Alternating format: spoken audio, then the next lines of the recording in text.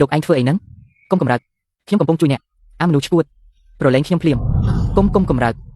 បន្តិចទៀតរួចរាល់ហើយបន្តិចទៀតរួចរាល់ហើយពីបានបិទចេញអស់ហើយមិនបាច់អរគុណខ្ញុំទេអាមនុស្សហាស្រូវខ្ញុំសម្លាប់លោកឯងលោកស្រីធ្វើអីហ្នឹងខ្ញុំកំពុងជួយលោកស្រីតើនេះមិនមែនជួយទេលោកឯងបិទផ្លូវខ្ញុំបើជួយអ្នកលោកឯងអាចថៃឡានពេទ្យបានហេតុអីត្រូវប្រមាថបឺតលើពីនេះទៅទៀតនោះគឺជាកន្លែងរស័ព្ទបំផុតលោកឯងច្បាស់ជាមនុស្សអាស្រូវហើយ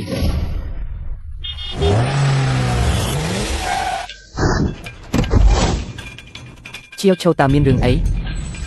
លោកតាគាត់ធ្វើបាបខ្ញុំហាអាប្អូនប្រុសម្នាក់នេះហ៊ានធ្វើបាបចៅស្រីរបស់ខ្ញុំនៅកណ្ដាលថ្ងៃត្រង់ផងអីលោកឯងចង់ងាប់មែនទេវីអូចាំបន្តិចសិនលោកតាយកច្រឡំហើយខ្ញុំចុះពីភ្នំមកឃើញចៅស្រីរបស់លោកតាត្រូវពោះចឹកសន្លប់នៅនឹងដីខ្ញុំក៏ជួយបឺតពីចេញឲ្យខ្ញុំមិនបានធ្វើអីហួសហេតុនោះទេជាវឈោតាអ្វីដែលគាត់និយាយជាការពិតមែនទេគាត់ពិតជាបានជួយខ្ញុំមែនប៉ុន្តែគាត់ក៏បានបៀតបៀនខ្ញុំដែរដូច្នេះគាត់គឺជាមនុស្សអាស្រូវអូពិតជាសុំទោសផងចៅស្រីរបស់ខ្ញុំធំដឹងក្តីមកមិនដែលត្រូវបានបរិះណាប៉ះពាល់នោះទេរឿងការពីអំបញ្ញមិញពិតជាសុំអភ័យទោសផងលោកមេត្តាកុំប្រកាន់អី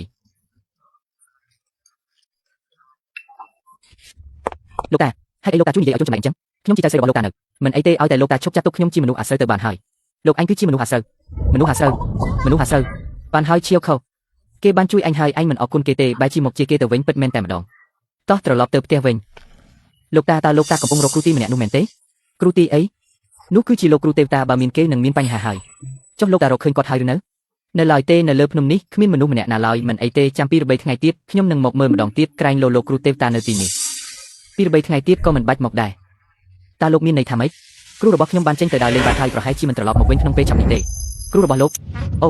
អញ្ចឹងលោកគឺជាសិស្សរបស់លោកគ្រូទេវតានឹងអីបាទមិនត្រឹមតែជាមនុស្សអាស្រូវទេថែមទាំងជាអ្នកបោកប្រាស់ទៀតដែរអ្នកអាចជឿខ្ញុំបានប៉ុន្តែកុំជាគ្រូរបស់ខ្ញុំអូជាវខោកុំឆ្លើយអញ្ចឹងអីខ្ញុំធ្លាប់ឮថាលោកគ្រូទេវតាមានសិស្សម្នាក់ដែលពូកែណាស់មិននឹកស្មានថាថ្ងៃនេះបានជួបមែនពិតជាក្មេងជំនាន់ក្រោយដែលមានសមត្ថភាពមែនក្មេងជំនាន់ក្រោយដែលមានសមត្ថភាពអីខ្ញុំមើលទៅគ្រាន់តែជាមនុស្សអាស្រូវម្នាក់ប៉ុណ្ណោះជាវឈោបិទមាត់ទៅសុំទោសផងលោកគ្រូទេវតាតូចកុំប្រកាន់ជាមួយចៅស្រីរបស់ខ្ញុំអីអូមែនហើយចុះហេតុអីបានជាលោកមិនទៅដើរលេងជាមួយគ្រូរបស់លោកផងគាត់មិនឲ្យខ្ញុំទៅជាមួយទេគាត់ឲ្យខ្ញុំចុះពីភ្នំមកដកពិសោធន៍ដោយខ្លួនឯងគ្រួសាររបស់ខ្ញុំកំពុងជួបបញ្ហាដើមឡើយខ្ញុំចង់មករកយន្តការពារឲ្យជាវខុសដើម្បីការពារសុវត្ថិភាពរបស់នាងប៉ុន្តែមិននឹកស្មានថារកយន្តមិនបានបែរជាមកជួបសិស្សរបស់លោកគ្រូទេវតាទៅវិញប្រសិនបើខ្ញុំអាចឲ្យគាត់នៅក្បែរជាវខុសបាននោះមិនបាច់មានយន្តការពារអីទៀតទេគាត់គឺជាយន្តការពារដ៏ល្អបំផុតហើយម្យ៉ាងទៀតបើមាននរណាហ៊ានមកធ្វើបាបគាត់លោកគ្រូទេវតាច្បាស់ជាមិននៅស្ងៀមឡើយគ្រូរបស់លោកមិនចង់បានលោកទេតើលោកមានអីល្អទៅជាវខុសឡើងឡានភ្លាមទៅលោកតា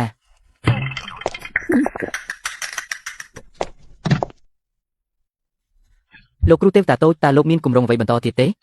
គ្មានគម្រោងអីទេលោកគ្រូទេវតាតូចប្រសិនបើលោកគ្មានកន្លែងទៅទេហេតុអីមិនទៅជាមួយខ្ញុំដើម្បីការពារសុវត្ថិភាពរបស់ជាវឆោទៅការពារនាងអីមិនយកទេលោកទៅរកអ្នកផ្សេងដែលពូកែជាងខ្ញុំទៅខ្ញុំសុំលាហើយមួយលានក្នុងមួយខែក៏មិនអាក្រក់ដែរឥឡូវនេះខ្ញុំគ្មានលុយចុកខ្លួនសំបីតែមួយសេនបើមិនរកលុយទេខ្ញុំច្បាស់ជាខ្លាចជាអ្នកសុំទានជាមិនខានបើតាមមើលទៅគ្រួសារនេះក៏មិនអាក្រក់ដែរមួយលានក្នុងមួយខែ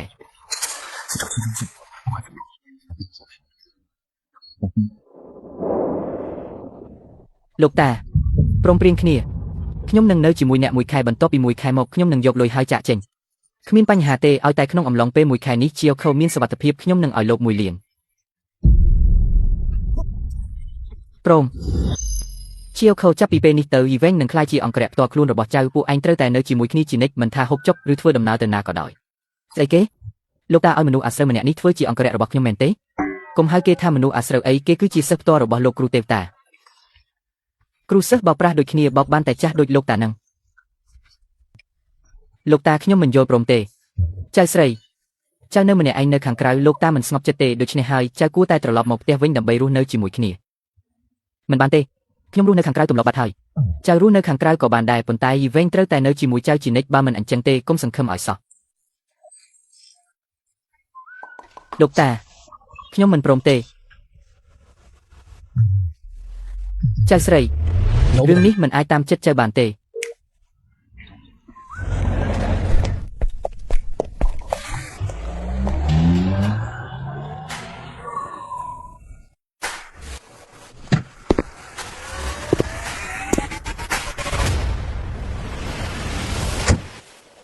ជាវខុសសូមទទួលយកក្តីស្រឡាញ់របស់ខ្ញុំផងរួនយូហេងខ្ញុំបាននិយាយច្បាស់ហើយកុំមកតាមរំខានខ្ញុំទៀតអីប៉ុន្តែខ្ញុំពិតជាស្រឡាញ់អ្នកខ្លាំងណាស់ធ្វើជាសង្សាររបស់ខ្ញុំទៅខ្ញុំមិនចូលចិត្តលោកទេនោះមកពីអ្នកមិនទាន់ស្គាល់ខ្ញុំច្បាស់នៅពេលដែលអ្នកស្គាល់ខ្ញុំច្បាស់ហើយអ្នកច្បាស់ជាស្រឡាញ់ខ្ញុំមិនខានតើខ្ញុំមិនទាន់ស្គាល់លោកទៀតឬកូនប្រុសច្បងរបស់គ្រូសាហួងជាអ្នកលេងម្នាក់ដ៏ល្បីល្បាញនៅទីក្រុងនេះដែលលេងជាមួយស្រីនិងធ្វើបាបអ្នកដទៃ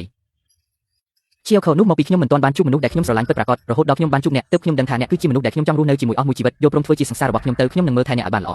បានហើយសម្ដីទាំងនេះលោកយកទៅបោកក្មេងស្រីទៅចង់មកបោកខ្ញុំគ្មានផ្លូវទេជាវខុសតើខ្ញុំត្រូវធ្វើបែបណាទើបអ្នកជឿថាខ្ញុំស្រឡាញ់អ្នកពិតមែនរួនយូហេងខ្ញុំប្រាប់លោកតាមត្រង់ទៅលោកឈប់សង្ឃឹមទៅខ្ញុំមិនជឿថាមនុស្សដូចលោកនឹងកែខ្លួននោះទេហើយក៏គ្មានថ្ងៃធ្វើជាសង្សាររបស់លោកដែរ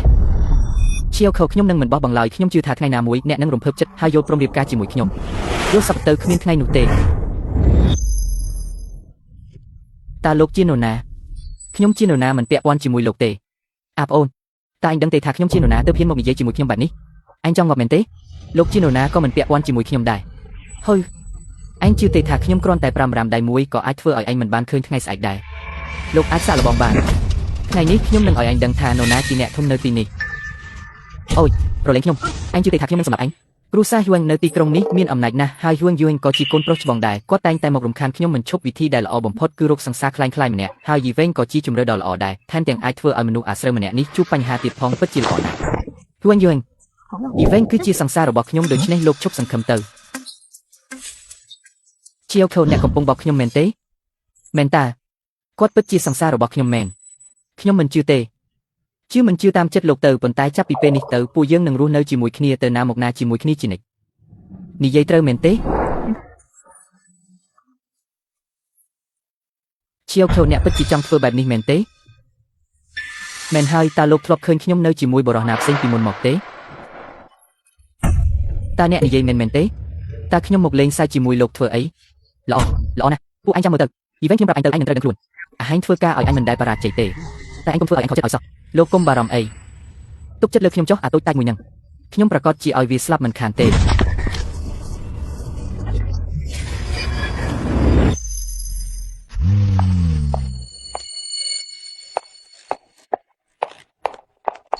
ថេងជូអញមិនអីទេមែនទេអំបញ្ញមិញខ្ញុំឃើញហួងយូហេងខឹងខ្លាំងណាស់ហើយក៏ចេញទៅ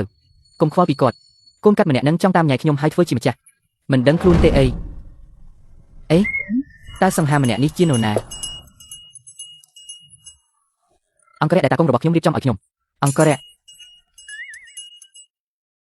គាត់ពូកែណាស់មែនទេពួកអនពៀមួយនឹងខ្ញុំពិតជាមិនដឹងថាតាកុងរបស់ខ្ញុំកំពុងគិតអ្វីទេគាត់ទូចង់ឲ្យគាត់នៅក្បែរខ្ញុំបើមិនដូច្នេះទេគាត់នឹងដេញខ្ញុំចេញពីផ្ទះល្អហើយខ្ញុំគិតថាអ្វីដែលតាកុងឯងនិយាយគឺត្រឹមត្រូវមនុស្សចាស់ម្នាក់ធ្វើបែបនេះច្បាស់ជាមានហេតុផលរបស់គាត់ហើយ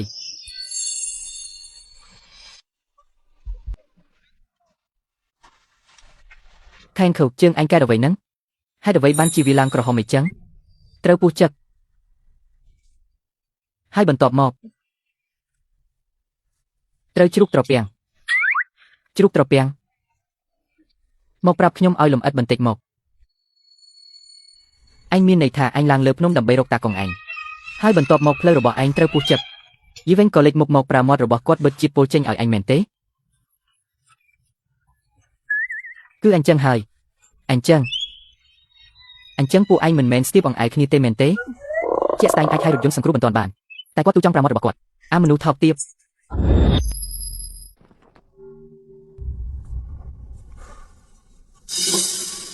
ចាំឲ្យច្បាស់ណាពេលចូលទៅខាងក្នុងបើជាមនុស្សប្រុសវាឲ្យពីការទៅកាត់ជើងវាចោលទៅ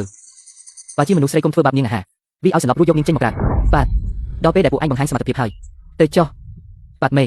លោកចៅហ្វាយហួងទុកចិត្តចុះធានាថានឹងបំពេញភារកិច្ចបានសម្រាប់ជេងធៀនខូដោយសារតែមកសួរមិនបានអញ្ចឹងខ្ញុំមានតែបង្ខំហើយទោះបីជាខ្ញុំត្រូវចាប់បង្ខំនាងក៏ដោយត្រកូលយ៉ែងរបស់អ្នកនឹងធ្វើអ្វីខ្ញុំបានទៅ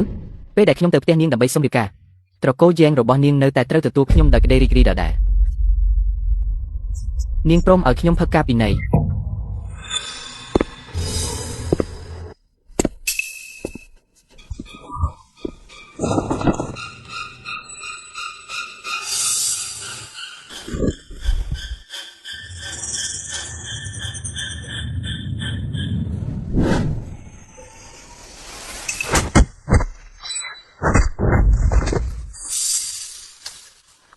មានអ្នកខ្លាំងនៅទីនេះដកថយសិនទៅយីវែងខ្ញុំមិនបាននិយាយថាគ្មានការអនុញ្ញាតពីខ្ញុំមិនឲ្យឡើងមកជន់លើទេលោកឡើងមកធ្វើអីសង្ហាម្នាក់នេះលោកមិនមែនចង់លួចចូលបន្ទប់យើងទេមែនទេបន្ទាប់មកក៏កញ្ញាខ្ញុំមកដើម្បីការពារសុវត្ថិភាពរបស់អ្នកទាំងពីរអ្នកជឿទេខ្ញុំជឿលោកអញ្ចឹងលោកប្រាប់មកថាតើលោកការពារពួកយើងដោយរបៀបណា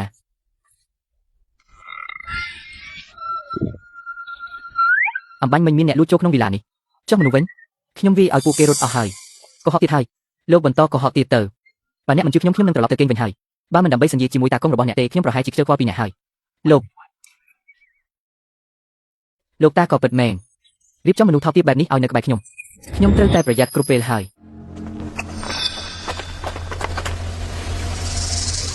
មនុស្សណែណាចៅវាយវិញពួកយើងបរាជ័យហើយគ្មានបានការសោះជាធម្មតាចំណាយលុយច្រើនដើម្បីចិញ្ចឹមពួកឯងសូម្បីតែមនុស្សស្រីពីរនាក់ក៏ឯងចាត់ការមិនបានដែរតែខ្ញុំទុកពួកឯងដើម្បីអ្វីចៅវាយវិញក្នុងវីឡានេះមានអ្នកខ្លាំងម្នាក់ពួកយើងវាមិនឈ្នះគាត់ទេមានអ្នកខ្លាំងតើលោកតារបស់នាងដែលជាអ្នកចាត់តាំងគេឲ្យមកការពារជាង Ten Chomen ទេចម្លែកឲ្យមនុស្សចាស់ម្នាក់នេះមិនងាយនឹងដោះស្រាយទេយកវាទៅឲ្យពូកែខាងគុណវិញទៅបានហើយពួកឯងថយចេញសិនទៅទុកឲ្យអ្នកជំនាញជាអ្នកចាត់ការចុះមើលទៅថាអ្នកណានឹងរារាំងខ្ញុំបានទៅចុះ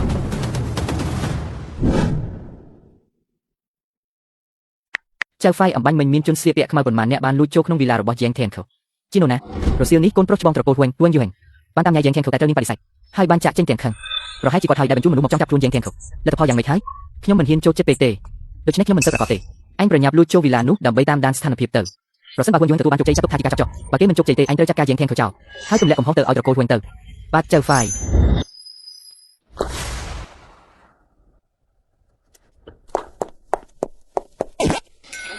ទីនេះមានមូសច្រើនណាស់ហើយអ្វីក៏អ្នកទាំងពីរមិនដេកអញ្ចឹងការខ្លែងបន្លំនេះពិបាកណាស់មែនទេ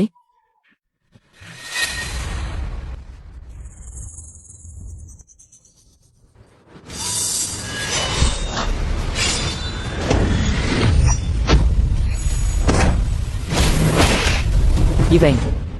គឺលោកទេមែនទេ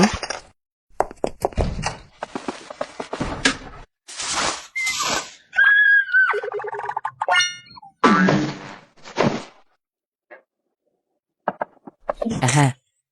មនុស្សថោកទាបអញចង់ធ្វើអ្វីសង្ឃអ្នកនេះអញមករំខានដើម្បីអ្នកទៅយកជើបែបនេះមិនល្អទេគេមិនលក់ទេនឹងតើចង់ឲ្យខ្ញុំជួយរកស្នាមជ្រួញឲ្យទេខ្ញុំទើបតែនិយាយថានៅមានអ្នកចង់ធ្វើមិនល្អចំពោះអ្នកឥឡូវអ្នកជួបខ្ញុំហើយឬនៅអាហាមានន័យថាលោកតាក់ទងមកខាងលើពីដងដើម្បីមកការពារខ្ញុំនឹងការពិតគឺបែបហ្នឹងហើយចុះបរោះស្លៀកពាក់ខ្មៅនោះវិញ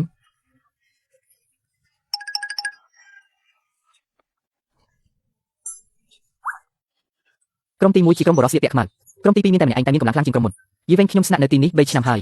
ពេញ3ឆ្នាំហើយមិនដែលឃើញបរោះស្លៀកពាក់ខ្មៅណាទេលោកគិតតែមកដល់ក៏មានមនុស្សពីរក្រុមចង់មកធ្វើមិនល្អដាក់ពួកយើងលោកគិតថាខ្ញុំនឹងជឿលោកទេបើអ្នកមិនជឿក៏ខ្ញុំអស់វិធីដែរ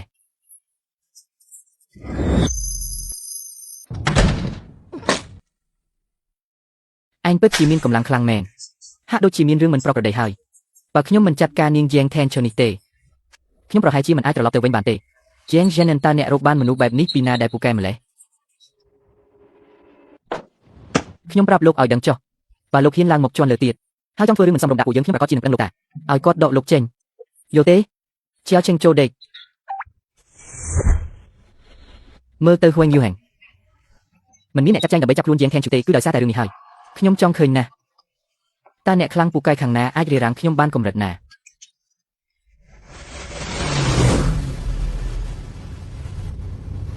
សម្លឹងមើលទៅចៅហ្វាយខ្លួនឯងស្លាប់នៅចំពោះមុខខ្លួនខ្ញុំមើលថាឯងនឹងឆ្លើយតបយ៉ាងម៉េចអាហាយ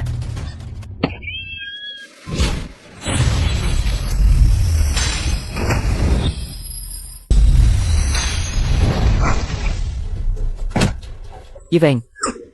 លោកមនុស្សថោកទាបកំពូលមនុស្សថោកទាបលោកហ៊ានចូលមកបន្ទប់ខ្ញុំដោយស្ងាត់ខ្ញុំប្រកាសជានឹងប្តឹងលោកតាហើយដេញលោកចេញកញ្ញាយេងបើគ្មានខ្ញុំទេអ្នកទាំងពីរប្រហែលជាស្លាប់បាត់ហើយពួកយើងនៅរស់នៅឡើយស្លាប់អីដែលស្លាប់លោកគ្រាន់តែចង់ឲ្យពួកយើងស្លាប់លោកមករកយើងដើម្បីការពារយើងឬមកធ្វើបាបយើងនឹងស្លាប់មានអត្ថប្រយោជន៍អ្វីសម្រាប់លោកទៅប្អូនប្រុសខ្ញុំក៏មានអារម្មណ៍ល្អចំពោះអ្នកដែរប៉ុន្តែពេលនេះយេវែងអ្នកនិយាយគ្មានភស្តុតាងសោះអ្នកពិតជាមនុស្សអាក្រក់មែនការធ្វើជាមនុស្សល្អពិតជាពិបាកមែនបានហើយខ្ញុំមិនប្រកែកជាមួយអ្នកទៀតទេព្រឹកស្អែកអ្នកនឹងដឹងការពិតហើយអរគុណខ្ញុំទៅការពិតអីគេការពិតគឺអ្នកបន្តរកលេសឡើងមកលើផ្ទះពីរដងព្រោះអ្នកចង់ធ្វើអាក្រក់មកលើយើងលប់មែន បើសិនជាខ្ញុំពិតជាចង់ធ្វើអាក្រក់មកលើអ្នកមែនពេលអ្នកត្រូវឆ្នាំសន្លប់ម្សិលមិញខ្ញុំច្បាស់ជាធ្វើបាត់ទៅហើយតើខ្ញុំរងចាំរហូតដល់ពេលនេះឬនោះក៏ព្រោះតែខ្ញុំភ្ញាក់លឿនបើមិនអីចឹងទេអ្នកច្បាស់ជាសម្រេចបំណងបាត់ទៅហើយបានយ៉ាងណាក៏ដោយខ្ញុំគ្រាន់តែការពារអ្នកមួយខែប៉ុណ្ណោះមួយខែក្រោយមកអ្នកមានសុវត្ថិភាពហើយខ្ញុំនឹងយកលុយហើយចាក់ចេញយើងម្នាក់នឹងដើរតាមផ្លូវរៀងខ្លួននៅសល់មួយខែទៀតថ្ងៃស្អែកខ្ញុំនឹងប្រាប់លោកតាឲ្យដកអ្នកចេញហើយអ្នកអាចរមៀលត្រឡប់ទៅភ្នំរបស់អ្នកវិញបានឬទេសាកសួរលោកតារបស់អ្នកមើលតើគាត់នឹងបណ្ដេញខ្ញុំចេញដែរឬទេលោកតាយាងឡើងភ្នំដើម្បីរកលោកគ្រូនេះបង្ហាញថាគាត់ដឹងថាលោកគ្រូមិនអាចចុះពីលើភ្នំបានទេក្នុងនាមជាសិស្សតែម្នាក់គត់របស់លោកគ្រូលោកតាយាងមិនគួរដកខ្ញុំចេញដោយគ្មានហេតុផលច្បាស់លាស់នោះទេអូមែនហើយទោះបីជាអ្នកបញ្ឈប់ខ្ញុំក៏ដោយក៏អ្នកនៅតែត្រូវបង់ប្រាក់ឲ្យខ្ញុំដែរពីព្រោះវាជាអ្នកដែលបំពេញកិច្ចសន្យាជាមុនមិនមែនខ្ញុំទេកុំសង្ឃឹមអីគ្រូសាយាងរបស់ពួកយើងនឹងមិនឲ្យអ្នកមួយកាក់មួយសេនឡើយចាំមើលថាតើលោកតាយាងគិតយ៉ាងណាអ្នកធ្វើឲ្យខ្ញុំខឹងស្លាប់ហើយលោកតាខ្ញុំត្រូវបានគេធ្វើបាបហើយលោកតាអាយវែងនេះគឺជាជនពីម្នាក់កាលពីយប់មិញគាត់ព្យាយាមរត់ឡើងទៅជន់លើពីរដងដោយមានបំណងអាក្រក់មកលើខ្ញុំនិងយាយសំណាងហើយដែលពួកយើងដឹងទាន់បើមិនដូច្នេះទេភាពបរិសុទ្ធរបស់យើងទាំងពីរនឹងត្រូវបំផ្លាញដោយគាត់ជាមិនខានអូមែនឬតាអត់ជឿទេទេវតាតូចគាត់មិនមែនជាមនុស្សប្រភេទហ្នឹងទេលោកតាបើលោកតាមិនជឿសួរយាយរៀងទៅលោកតាយាងពិតជាអញ្ចឹងមែនទោះពួកឯងនិយាយយ៉ាងម៉េចក៏តានៅតែមិនជឿដែរលោកតាស្ដាប់ខ្ញុំទៅបណ្ដេញយីវិញចេញទៅអូយឈៀវឈោឲ្យតាពិបាកណាស់ទម្រាំរក្សាទុកទេវតាតូចនៅទីនេះបានការបញ្ឈប់គេគឺងាយស្រួលប៉ុន្តែថ្ងៃក្រោយទៅអញ្ជើញគេមកវិញគឺពិបាកណាស់ពិតជាមិនដឹងថាពួកគេព្យាយាមចាក់ថ្នាំស្នេហ៍អ្វីឲ្យលោកតាទេជឿសម្ដីអ្នកក្រៅតែមិនជឿចៅស្រីបង្កើតខ្លួនឯងសោះបានហើយពួកឯងឡើងទៅសម្រាកសិនទៅតាមានរឿងចង់និយាយជាមួយទេវតាតូចយកទេទៅចុះទេវតាតូចអូសាំហើយឬនៅលោកតាកុំហៅខ្ញុំថាទេវតាតូចអីហៅខ្ញុំថាយីវែងក៏បានដែរអូយមិននឹងអាចទៅរួចតើលោកតាអាចហៅឈ្មោះពិតរបស់ទេវតាតូចដោយផ្ទាល់បានដោយរបៀបណាទៅការហៅថាទេវតាតូចនេះស្ដាប់ទៅអារអូណាចុះបើខ្ញុំហៅអ្នកថាមិត្តតូចយីវែងយ៉ាងម៉េចដែរក៏បានដែរយ៉ាងហោចណាស់ក៏ស្ដាប់ទៅពីរោះជាងទេវតាតូចដែរមិត្តតូចយីយប់មិញគេងលក់ស្រួលទេកាលពីយប់មិញមានមនុស្សពីរក្រុមចូលមកក្នុងវីឡានេះហាកម្លាំងរបស់ពីគឹមខាងទៀតយ៉ាងម៉េចដែរក្រុមទី1ចាត់ទុកថាជាកម្រិតទី2ឬទី3ក្រុមទី2គឺជាគិតកកម្រិតទី1បន្ទាប់ពីខ្ញុំវាឲ្យរបួសធ្ងន់គេនៅតែចង់ប្រើកាំភ្លើងស្នប់បាញ់សម្រាប់ចៅស្រីរបស់លោកតាទៀតស្អីគេមានគេចង់ធ្វើឃាតចៅស្រីរបស់ខ្ញុំកន្លែងលាក់ខ្លួនរបស់ភីគឹមខាងទៀតគឺនៅវីឡាខាងមុខបង្អួចខាងឆ្វេងនៃច្រករបៀងជាន់ទី2ឥឡូវអ្នកហៅមនុស្សឲ្យទៅពិនិត្យមើលទៅប្រហែលជានៅតែអាចរកឃើញតម្រុយខ្លះឆាប់ទៅពិនិត្យមើលឲ្យបានមកចត់តាមទីដែលម៉ូតូយីបានប្រាប់បាទម៉ូតូយីដោយសារតែមកតាមឈៀវធ្វើឲ្យអ្នកត្រូវរងការអយុត្តិធម៌ហើយមិនអីទេដរាបណាលោកតាមិនក្បត់ពាក្យសន្យាខ្ញុំនឹងគោរពតាមការសន្យារបស់ខ្ញុំជាមិនខានទេវតាចាស់ជួយមនុស្សយកថ្លៃសុទ្ធតែតម្លៃកប់ពោក្នុងនាមជាសិស្សតែម្នាក់គត់របស់ទេវតាចាស់មិត្តតូចយីមិនគួរខ្វល់ខ្វាយពីលុយត្រឹមតែ1លាននេះសោះតើមានបញ្ហាអ្វីនៅកណ្ដាលនេះទេមិត្តតូចយីសុំអ្នកកុំបារម្ភមួយខែក្រោយមកខ្ញុំនឹងប្រគល់ប្រាក់1លានជូនអ្នកដោយដៃទាំងពីរអញ្ចឹងក៏ល្អជំរាបលោកម្ចាស់មានតេឡេទូសមួយនៅវីឡាទល់មុខដែលអាចមើលឃើញតំបន់ភាគច្រើននៅក្នុងវីឡាមើលទៅភីគឹមខាងទៀតតាមដានទីនេះមិនមែនជារយៈពេលខ្លីនោះទេម្យ៉ាងទៀតខ្ញុំក៏បានឃើញជាមួយក្រពិតនៅលើដីផងដែរហ៊ានមានអ្នកណាតាមដានឈៀវឈោហើយចង់សម្លាប់នាងទៀតនេះពិតជាមើងងាយគ្រូសាជាងរបស់ខ្ញុំមែនសាកសពរបស់គិតកោស្រីនោះត្រូវបញ្ចូលប្រាក់របស់ខ្ញុំចាក់ចំប៉ុន្មាននាទីខ្លីក៏រលីទៅជាទឹកឈាមទោះបីជាមនុស្សរបស់គ្រូសាជាងទៅស៊ើបអង្កេតក៏រកមិនឃើញអ្វីដែរគួរតែត្រូវគ្នាយកសាកសពទៅបាត់ហើយទើបមិនមានពេលសម្អាតកន្លែងកាត់ហើយអរគុណច្រើនម៉ូតូយីដែលបានជួយសង្គ្រោះបើមិនដូច្នោះទេជីវិតរបស់ឈៀវឈោប្រកាសជាមិនអាចរក្សាបានទេទទួលលុយគេត្រូវតែជួយគេដោះស្រាយបញ្ហាដោយសារខ្ញុំបានសន្យាជាមួយលោកតាថានឹងការពារសុវត្ថិភាពចៅស្រីរបស់លោកតាខ្ញុំប្រកាសជានឹងធ្វើឲ្យបានយ៉ាងហោចណាស់ក្នុងរយៈពេល1ខែនេះខ្ញុំធានាសុវត្ថិភាពរបស់នាងគ្មាននរណាម្នាក់អាចធ្វើបាបនាងបានឡើយពិតជាស័ក្តិសមជាសិស្សរបស់ទេវតាចាស់មែនសូម្បីតែឃាតករកម្រិតទី1ក៏អាចដោះស្រាយបានយ៉ាងងាយស្រួលត្រូវតែរកវិធីចង់ភ្ជាប់គេជាមួយនឹងគ្រូសាជាងឲ្យបានគួរឲ្យស្ដាយណាស់ដែលឈៀវឈោមិនសូវមានអារម្មណ៍ល្អចំពោះគេសោះបើមិនដូច្នេះទេបើបានជាគូស្វាមីភរិយានឹងគ្នានៅយ៉ាងជាងថ្ងៃក្រោយតើនរណាហ៊ានប្រមាថគ្រូសាជាងរបស់ខ្ញុំទៀតមិត្តតូចយីក្នុងរយៈពេល1ខែខាងមុខនេះសុវត្ថិភាពរបស់ឈៀវឈោខ្ញុំសូមពឹងអ្នកហើយនៅពេលចាំបាច់អ្នកអាចចាត់វិធានការការពារណាមួយលើនាងបានអញ្ចឹងមិនអីទេខ្ញុំនៅតែបារម្ភថានាងនឹងមកប្តឹងលោកតារាល់ថ្ងៃនឹងណាឪពុកម្ដាយរបស់ឈៀវឈោបានទទួលមរណភាពដោយសារគ្រោះថ្នាក់ចរាចរណ៍តាំងពីនាងនៅក្មេងខ្ញុំមានអារម្មណ៍ខុសចំពោះនាងដូច្នេះហើយទើបខ្ញុំតែងតែបណ្ដោយនាងគ្រប់រឿងធ្វើឲ្យនាងមានចរិតជាកូនស្រីអ្នកមានសុយទៅហើយសូមមិត្តតូចយីមេត្តាអធ្យាស្រ័យផងអូការពិតវាអញ្ចឹងសោះអញ្ចឹងក៏អាចយល់បានដែរឈៀវឈោចុះមកក្រោមបន្តិចលោកតាចង់ដកគេចេញមែនទេឈៀវឈោខ្ញុំបានប្រកល់សុវត្ថិភាពរបស់អ្នកទាំងស្រុងទៅឲ្យមិត្តតូចយីហើយថ្ងៃក្រោយត្រូវស្ដាប់បង្គាប់គុំរពឹសទៀតឬទេខ្ញុំបានសន្យាជាមួយមិត្តតូចយីហើយគាត់អាចចាត់វិធានការការពារចាំបាច់ចំពោះអ្នកបានគ្រប់ពេលលោកតាមិនលោកតាធ្វើបែបនេះខ្ញុំមិនយល់ព្រមទេមិនយល់ព្រមក៏ត្រូវតែយល់ព្រមដែរនេះគឺដើម្បីប្រយោជន៍របស់អ្នកទេណាមិត្តតូចយីអញ្ចឹងខ្ញុំមានការរវល់បន្តិចហើយឈៀវឈោប្រកល់ឲ្យអ្នកហើយបាត់ល្អអាចជំរាបតាអញបាននិយាយអ្វីខ្លះជាមួយលោកតារបស់ខ្ញុំទើបធ្វើឲ្យគាត់ជឿអញដល់ថ្នាក់នេះអញសាកបដូរការគិតបន្តិចមើលគិតបែបម៉េច តាអ្នកគិតថាលោកតារបស់អ្នកល្ងងទេលោកតារបស់ខ្ញុំគឺជាមេគ្រូសាជាងដែលបានដឹកនាំគ្រូសាជាងឲ្យដើរមកដល់បច្ចុប្បន្នបើគាត់ល្ងងនោះគ្មានអ្នកណានៅទីក្រុងយ៉ាងឆេងឆ្លាតទៀតទេចុះត្រូវហើយអ្នកថាលោកតារបស់អ្នកជាមនុស្សឆ្លាតយ៉ាងនេះហេតុអ្វីបានជាគាត់ទុកចិត្តខ្ញុំដោយមិនខ្វល់ពីអ្វីទាំងអស់សូម្បីតែប្រគល់ចៅស្រីរបស់គាត់មកក្នុងកណ្ដាប់ដៃខ្ញុំទៀតហេតុអ្វីទៅព្រោះខ្ញុំពូកែគ្រប់គ្រាន់មានខ្ញុំនៅទីនេះគ្មានអ្នកណាអាចធ្វើបាបអ្នកបានឡើយត្រឹមអ្នកឯងនឹងពូកែដែរក្រៅពីល្បិចកបប្រាស់របស់អ្នកខ្ញុំពិតជាមើលមិនឃើញពីភាពពូកែផ្សេងទៀតរបស់អ្នកទេមានខ្ញុំការពីអ្នកគួរតែលួចត្រេកអរទៅបើមិនមែនដោយសារខ្ញុំទៅចុះពីលើភ្នំហើយខ្វះលុយទេខ្ញុំក៏ខ្ជិលចំណាយពេលឥតប្រយោជន៍ជាមួយអ្នកដែរអ្នកនិយាយថាចំណាយពេលជាមួយខ្ញុំគឺឥតប្រយោជន៍ចុះមិនអញ្ចឹង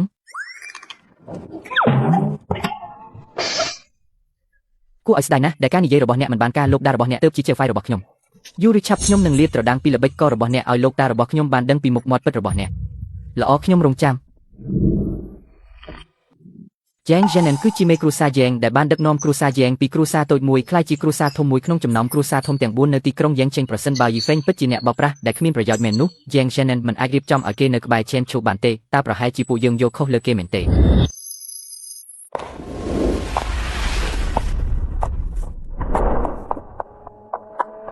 េនៃឯងជានរណាមកធ្វើអីហ្នឹងឈប់កាត់ស្អីគេហេនគឺចុះបើយើងឲ្យគេចូលមកទៅទោះយ៉ាងណាគេក៏ត្រូវបានលោកតារបស់អ្នកនាំមកដែរតែគេមិនមែនពូកែទេសូម្បីតែសន្តិសុខក៏មិនអាចដោះស្រាយបានផងតើអាការពីសុខភាពរបស់ខ្ញុំយ៉ាងដូចនេះប៉ុន្តែរឿងនេះក៏គ្មានអ្វីគួរឲ្យមើលដែរតោះយើងឆាប់ទៅចាំមើលថាគេធ្វើម៉េចចូលទ្វារត្រូវតែឈប់កាត់អូខ្ញុំទៅតែម្ដងមិនទាន់បានធ្វើកាត់ទេតើអ្នកនៅផ្នែកណាហើយប្រធានអ្នកឲ្យចេញមកទទួលអ្នកចុះជាងឆែនជួយធ្វើអ្វីនៅក្នុងក្រុមហ៊ុនរបស់អ្នកសូម្បីតែអគ្គនាយកជាងក៏អ្នកមិនស្គាល់ដែរនាងជាថៅកែរបស់យើងអូខ្ញុំជាអង្គរៈរបស់នាងដូចជាឯងនេះជាអង្គរៈសូម្បីតែសន្តិសុខក៏មិនប្រដូចឯងដែរគុំមករករឿងអីឆាប់ចេញទៅមិនមែនទេខ្ញុំពិតជាអង្គរៈរបស់នាងមែនខ្ញុំធ្វើការនៅក្រុមហ៊ុននេះជាង2ឆ្នាំហើយមិនដែលលើថាអគ្គនាយកជាងមានអង្គរៈអ្វីនោះទេខ្ញុំមើលទៅឯងប្រហែលជាអ្នកតាមញ៉ាំនាងទេដឹងចង់លួចចូលមែនទេប្រាប់ឯងចុះមានខ្ញុំនៅទីនេះកុំសង្ឃឹមជាងថេនឈូបើអ្នកមិនឲ្យខ្ញុំចូលទេខ្ញុំនឹងសម្រុកចូលហើយលោកតាធ្លាប់ប្រាប់ខ្ញុំថាពេលចាំបាច់ខ្ញុំអាចចាត់វិធានការណាមួយក៏បានហេនគឺចុះបើយ៉ាងម៉េចខ្ញុំទៅប្រាប់គេមួយម៉ាត់ដើម្បីឲ្យ event ចូលមកទៅកុំអីខ្ញុំចង់ឃើញថាគេហ៊ានសម្រុកចូលមែនឬអត់សន្តិសុខរបស់ខ្ញុំសុទ្ធតែជាទីហ៊ានចូលនិវត្តន៍អ្នកឥឡូវឯងមកស្រែកយកឡាយនៅទីនេះតើទីនេះជាកន្លែងដែលឯងអាចមករករឿងបានឬឆាប់ចេញទៅខ្ញុំរាប់3ចង្រៃនៅតំបន់របស់អញហ៊ានក្អេងក្អាងយ៉ាងនេះផងបងប្អូនចេញមកមានគេមករករឿងសូមអញ្ជើញចូលបាទអ្នកគ្រប់គ្រងសូមអញ្ជើញ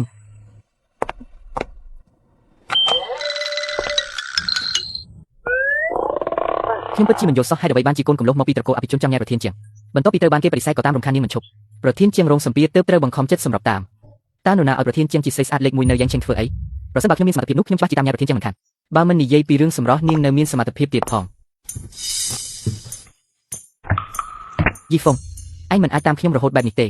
ខ្ញុំបានសន្យានឹងលោកតារបស់អ្នកនាងហើយថានឹងការពារសុខភាពរបស់អ្នកនាងនេះជាពេលថ្ងៃហើយកំពុងនៅក្នុងក្រុមហ៊ុនទៀតនរណាឈួតមកធ្វើបាបខ្ញុំនៅក្នុងក្រុមហ៊ុននោះរឿងនឹងវាមិនប្រកបទេតែអញធ្វើបែបនេះវាប៉ះពាល់ដល់ការងារប្រចាំថ្ងៃរបស់ខ្ញុំហើយយកអញចេះទៅខ្ញុំនឹងរៀបចំការងារមួយឲ្យឯងបើប្រាក់ខែឲ្យ2 ដងវាមិនមែនជាបញ្ហានោះទេតែបើសិនជាអ្នកនាងចាក់ចេញពីក្រុមហ៊ុនខ្ញុំត្រូវតែដើរតាមបើមិនអញ្ចឹងទេខ្ញុំមិនទុកចិត្តឡើយបានចុះអ្នកនាងចង់រៀបចំការងារឲ្យខ្ញុំប្រាក់ខែប៉ុន្មានក្នុងមួយខែសន្តិសុខប្រាក់ខែ 5,000 10,000 5,000 20,000 5,000ចុះអញចង់បានប៉ុន្មាន 10,000 អញយកសពទេដឹងលុយ 10,000 ខ្ញុំអាចជួសសន្តិសុខបាន20នាក់ឯណោះចឹងអ្នកនាងទៅរកពួកគេទៅបាន 10,000 ក៏ 10,000 ទៅចាត់ទុកថាចំណាយលុយទិញសេចក្តីសុខចុះថ្ងៃក្រោយពេលនៅក្រុមហ៊ុនកុំមកញ៉ៃជាមួយខ្ញុំទៀតយ៉ាងរ៉ាននាំគេចុះទៅផ្នែកសន្តិសុខទៅចាស់ចៅហ្វាយជាងសុំឲ្យមានលៀបធំសិបដឹងពីអត្តសញ្ញាណមនុស្សពីក្រុមនោះហើយឬនៅបាទលោកម្ចាស់ក្រុមទី1ដែលលបចូលទៅក្នុងភូមិព្រឹសរបស់អ្នកនាងគឺជាមនុស្សដែលបញ្ជូនមកពីហ៊ួនយូហេងកូនប្រុសច្បងដែលចូលចិត្តដើរលេងរបស់ត្រកូលហ៊ួនមែនទេបាទពិតមែនហើយវាចង់ធ្វើអីហ្នឹងហ៊ួនយូហេងតាមញ៉ៃអ្នកនាងមិនបានសម្រេចទើបខ្ញុំគិតថាគេច្បាស់ជាចង់ប្រើវិធីបង្ខិតបង្ខំហើយត្រកូលហ៊ួនពិតជាថ្លឹមធំមែនហ៊ានមកធ្វើបាបត្រកូលយ៉ែងរបស់អញចុះជន់ដៃដល់ក្រុមទី2វិញយើងនៅមិនទាន់ស៊ើបដឹងនៅឡើយទេម្ខាងទៀតលាក់បាំងយ៉ាងជិតឈឹងគ្មានបន្សល់ទុកតម្រុយសូម្បីតែបន្តិចបន្តស៊ើបទៀតទៅទោះត្រូវចំណាយអ្វីក៏ដោយក៏ត្រូវតែស្វែងរកជន់ដៃដល់អ្នកនៅក្នុងរឿងនេះឲ្យទៅដែរបាទលោកម្ចាស់អញក៏ចេញមុខមកដែរតើគ្រោះថ្នាក់ចរាចរណ៍ឆ្នាំនោះក៏ជាស្នាដៃរបស់អញដែរមែនទេ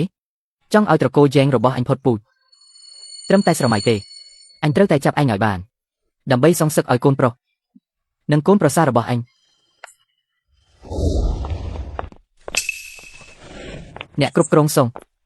យកឯកសណ្ឋានឲ្យគេមួយកុំភ្លេចទៅហើយដាក់គេឲ្យធ្វើការនៅក្រុមសន្តិសុខសិនទៅយីនេះមិនមែនជាអង្គរៈផ្ទាល់ខ្លួនរបស់ប្រធានជាងយើងទេអីមិនបានមកធ្វើការនៅក្រុមសន្តិសុខយើងអញ្ចឹងលោកគឺអង្គរៈអីគេមានទូនីតិដូចតែយើងនឹងខ្ញុំប្រាក់ខែ 5,000 មេក្រុមយើង 5,000 គេទៅតែមកថ្មីសាកល្បងការងារមួយខែប្រាក់ខែ 3,500 បើពេញសិទ្ធិទៅប្រាក់ខែដូចយើងទេខ្ញុំមិនដូចពួកអញទេ ខ្ញុំប្រាក់ខែ 100000 មិនអញមិនថាមួយលានតែម្ដងទៅបើមិនជឿទៅសួរគាត់ទៅយីហ្វុងគឺជាបុគ្គលិកពិសេសរបស់ក្រុមហ៊ុនយើងពិតជាទទួលបានប្រាក់ខែ 100000 ក្នុងមួយខែមែនអ្វីប្រាក់ខែ 100000 មួយខែរបស់វាស្មើនឹងយើងធ្វើការមួយឆ្នាំអត់ទេ2ឆ្នាំមេក្រុមឆាប់មកលោកម្ចាស់វិញមកបង្កបញ្ហាទៀតហើយថាម៉េចអញទៅរៀបរាំងគេសិនទៅអញបានទិញផ្កាអស់នេះហើយពួកអញកុំចេះតែហ៊ានស៊ីឆ្អែតពេក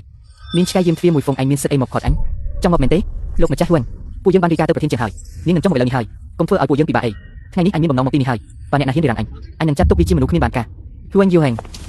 លោកចង់ធ្វើអីហ្នឹងខ្ញុំបានប្រាប់លោកយ៉ាងច្បាស់កាលពីម្សិលមិញរួចហើយថាកុំមកកំខានខ្ញុំទៀតជាងឈៀនស៊ីនាងយកសន្តិសុខម្នាក់ធ្វើជាសង្សារតែនាងបែរជាមិនទទួលយកអញបានប្រាក់ខែ 100000 ទៀតតាមពិតជាសង្សាររបស់ប្រធានជាងសោះប្រធានជាងចូលចិត្តសន្តិសុខតើដឹងអញ្ចឹងខ្ញុំបង្ហាញសមត្ថភាពយូរហើយបាត់បង់ឱកាសខ្លាយជាសង្សារថ្នាក់លើបាត់សន្តិសុខម៉េចខ្ញុំចូលចិត្តសន្តិសុខនឹងឯងរាងកាយឯងដែលលិចលង់ក្នុងតណ្ហាជាង 90% នោះខ្ញុំខ្លាំងជាង100 ដងឯណោះជាងឈៀនស៊ីមីស្រីថោកទាបថ្ងៃនេះអញនឹងដាក់ទោសនាងនៅទីនេះតែម្ដងអញចង់មើលណាខាងណាហ៊ានរៀបរាំងអញលោកចង់ធ្វើអីចង់សាកមែនទេកុំធ្វើផ្ដេសផ្ដាសនៅក្នុងពលិខែបែបនេះគឺជាប្រទេសមានច្បាប់ទម្លាប់នៅយ៉ាងឆេងអញជីច្បាប់បើមិនព្រមស្ដាប់ទេអញ្ចឹងចាប់ការវាទៅបាទលោកម្ចាស់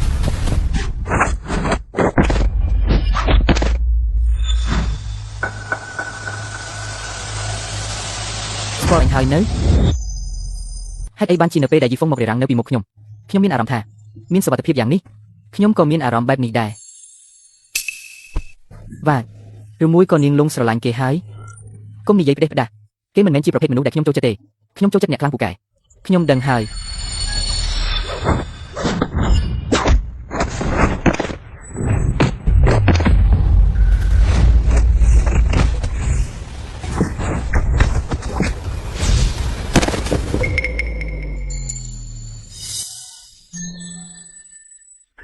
ឯងចង់ធ្វើអីទៀតអញសម្លាប់ឯងបើមិនបានសម្លាប់ឯងទេអញមិនសុខចិត្តឡើយគឺអញជាអ្នកបង្ខំអញទេណាអញមិនដែលឃើញអ្នកណាចូលចិត្តត្រូវគេវីបែបនេះទេចេញទៅពួកអញចាំមើលចុះវាគិតថាការបង្រៀនឲ្យស្គាល់ការឈឺចាប់មិនទាន់គ្រប់គ្រាន់ទេដឹង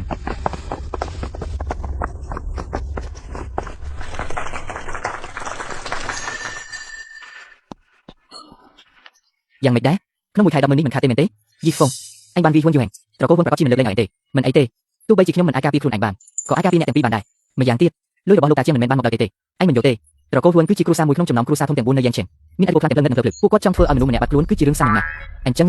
ចាំមើលថាតើពួកគាត់ចង់ធ្វើឲ្យខ្ញុំបាត់ខ្លួនដោយរបៀបណាទោះបីជាឯងជាអ្នកបោកប្រាស់តែឯងមិនសមនឹងស្លាប់ទេឯងឆាប់រត់ទៅរត់ឲ្យឆ្ងាយពីទីនេះអ្នកនាងកំពុងតែបារម្ភពីខ្ញុំមែនទេនរណាថាខ្ញុំបារម្ភពីឯងខ្ញុំគ្រាន់តែមិនចង់ឲ្យមានមនុស្សស្លាប់នៅទីនេះទេលុយក៏បានមកហើយយកលុយច្រើនយ៉ាងនេះទៅធ្វើអីមិនចាំបាច់ឲ្យអ្នកនាងខ្វល់ទេអ្នកនាងយ៉ានរ៉ានពួកយើងទៅចាំមើលថាតើគេនឹងជួបគ្រោះថ្នាក់ឬអត់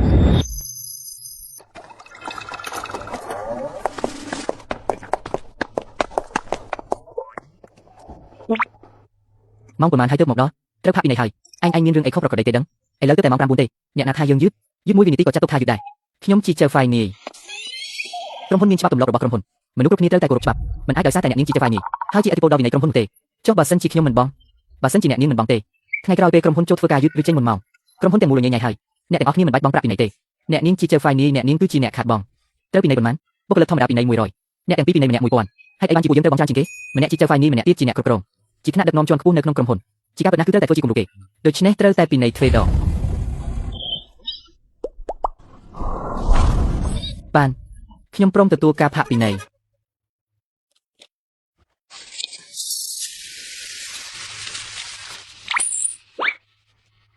ប្រធានជាអញ្ជើញលោកប្រធានលី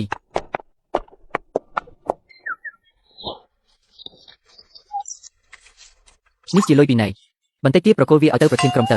ហេតុអីបានជាមានតែ200លោកជាធម្មតាហ៊ានសុំប្រធានជាងផាកពីណីដែរមិនហ៊ានទេអញ្ចឹងចាត់ទុកថាហើយទៅមាន200នេះក៏មិនអាក្រក់ដែរបើសិនជាលោកមានសមត្ថភាពក៏ទៅទីប្រធានលីផងទៅចាំបន្តិចទៀតខ្ញុំទៅសួរគាត់ថាយកឬអត់អញ្ចឹងខ្ញុំចាំមើលហើយអាមនុស្សអាក្រក់អាមនុស្សបោកប្រាស់ពិតជាធ្វើឲ្យខ្ញុំខឹងខ្លាំងណាស់នៅចំពោះមុខមនុស្សជាច្រើននៅក្នុងក្រុមហ៊ុនមិនទុកមុខមាត់ឲ្យខ្ញុំសំបីតែបន្តិចថ្ងៃណាមួយខ្ញុំនឹងទម្លាយការពិតប្រាប់លោកតាឲ្យលោកតាបានឃើញពីមុខមាត់ពិតរបស់វានាងគិតអីនឹងឈានស៊ីកាលពីម្សិលមិញគេទៅតែជួយសង្គ្រោះពួកយើងតាបើមិនបានគេទេអ្នកណាដឹងថាហ៊ុនយួននឹងធ្វើអីនោះគេគ្រាន់តែសញ្ញានឹងលោកតារបស់នាងមកការពារសុវត្ថិភាពរបស់ពួកយើងតែប៉ុណ្ណោះវាជារឿងដែលគេគួរបំពេញតើតែខ្ញុំនៅតែមានអារម្មណ៍ថាយីហ្វុងម្នាក់នេះមិនសាមញ្ញដោយការគិតរបស់យើងទេមនុស្សប្រុសបោកប្រាស់មិនសូវមានរឿងល្អទេ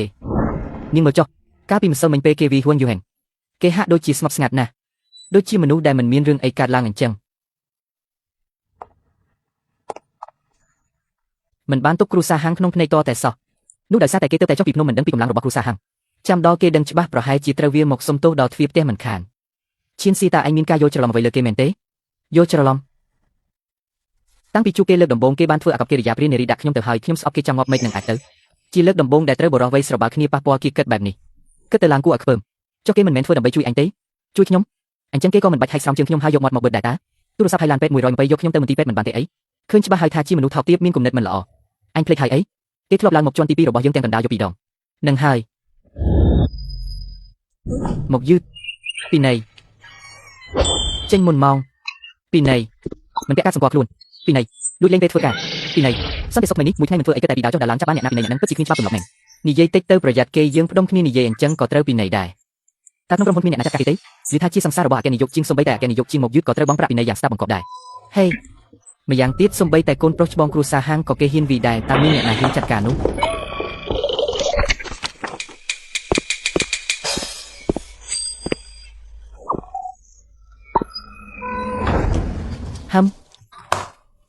មានរឿងអីមើលចុះហ៊ីហ្វឹងម្នាក់នេះដើរដល់ណាពីណីដល់នឹងពេញមួយក្រុមហ៊ុនមានតែសម្លេងរអ៊ូតមក្នុងភ្នែករបស់គេមានតែលុយទេអីមើលទៅមិនអាចទុកគេឲ្យនៅផ្នែកសន្តិសុខទៀតទេប៉ុន្តែខ្ញុំសង្កេតឃើញថាថ្មីនេះវិន័យក្រុមហ៊ុនបានល្អប្រសើរជាងមុនច្រើនទម្លាប់ជិលច្រអូសពីមុនបាត់អស់ហើយលែងមានអ្នកយឺតចេញមួយម៉ោងហើយក៏គ្មានអ្នកលួចលេងពេលធ្វើការទៀតដែរគ្រប់គ្នាសុទ្ធតែខិតខំធ្វើការព្រោះខ្លាចគេចាប់បានហើយពីណីជាប្រាក់បើមើលទៅវាមានប្រយោជន៍ខ្លះដែរទុកឲ្យគេធ្វើបន្តទៅចាត់ទុកថាសំណុំនឹងការរៀបចំក្រុមហ៊ុនឡើងវិញផងប៉ុន្តែយីហ្វឹងយកលុយពីណីទាំងអស់ដាក់ចូលហោប៉ៅខ្លួនឯងវាខុសនឹងបទបញ្ជាក្រុមហ៊ុនហើយមិនអីទេចាំឲ្យក្រុមហ៊ុនបំពេញប្រាក់ពីណីទាំងនេះតាមក្រោយទៅបានហើយបានយ៉ាទីងឯងទៅជួបអតិថិជនជាមួយខ្ញុំចាស់សបានខ្ញុំក៏ទៅដែរពួកយើងទៅជួបអតិថិជនតើលោកទៅធ្វើអីប្រកាសជាទៅការពីសុខភាពនេះហើយមិនបាច់ទេពួកយើងគ្មានគ្រោះថ្នាក់អីទេខ្ញុំធ្លាប់និយាយហើយនាងទៅណាខ្ញុំទៅនឹងឲ្យតែនាងចេញពីក្រុមហ៊ុនខ្ញុំត្រូវតែតាមបើមិនអញ្ចឹងទេនាងណាត់អតិថិជនមកក្រុមហ៊ុនមកក៏បានមិនក៏លោកមិនចេះបត់បែនអញ្ចឹងពីមុនពេលគ្មានលោកពួកយើងក៏ជាការងារបែបនេះដែរមិនដែលឃើញមានរឿងអីផងនោះជារឿងពីមុនខ្ញុំមិនខ្វល់ទេបើខ្ញុំសន្យានឹងលោកតាហើយខ្ញុំត្រូវតែធ្វើការឲ្យបានល្អមិនអីទេឈៀនស៊ីទុកឲ្យគាត់ទៅជាមួយទៅស្រេចតែលោកចុះ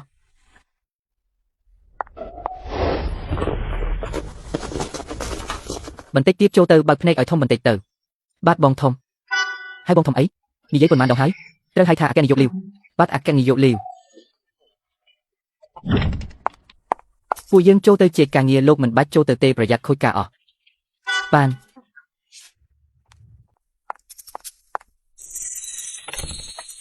សុំទោសអគ្គនាយកលីវពួកយើងមកយឺតបន្តិចអុយអគ្គនាយកជាងមកយឺតម្លេះអង្គុយចុះអគ្គនាយកលីវមកអគ្គនាយកជាងខ្ញុំសូមលើកមួយកែវជូនពរឲ្យកិច្ចសហប្រតិបត្តិការយើងរលូនសហការរលូន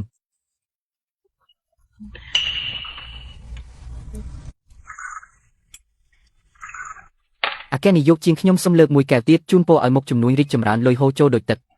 ល្អមានបានទាំងអស់គ្នាមានបានទាំងអស់គ្នាមកអគ្គនាយកលីវសូមលើកជូនលោកមួយកែវទៀតអីកែវនេះត្រូវឲ្យអគ្គនាយកជាងផឹកជាមួយខ្ញុំអគ្គនាយកលីវខ្ញុំមិនចេះផឹកស្រាទេមិនចេះផឹកស្រវឹងហើយអាចធ្វើអីក៏បានដែរផឹកពីស្រូបទៅចេះហើយសុំទោសខ្ញុំពិតជាមិនចេះផឹកស្រាមែនអគ្គនាយកជាងនេះមិនមែនជាអាកប្បកិរិយាក្នុងការជាការងារទេមកអគ្គនាយកលីវខ្ញុំផឹកជាមួយលោកមិនបានទេកែវនេះខ្ញុំត្រូវតែផឹកជាមួយអគ្គនាយកជាងអគ្គនាយកជាងបើលោកស្រីមិនផ្ដល់មុខមាត់ឲ្យខ្ញុំប៉ុណ្ណឹងផងអញ្ចឹងកិច្ចសហការក៏មិនបាច់ជែកទៀតដែរបានអគ្គនាយកលីវខ្ញុំផឹកជាមួយលោកអេអញ្ចឹងទើបត្រូវចាក់មក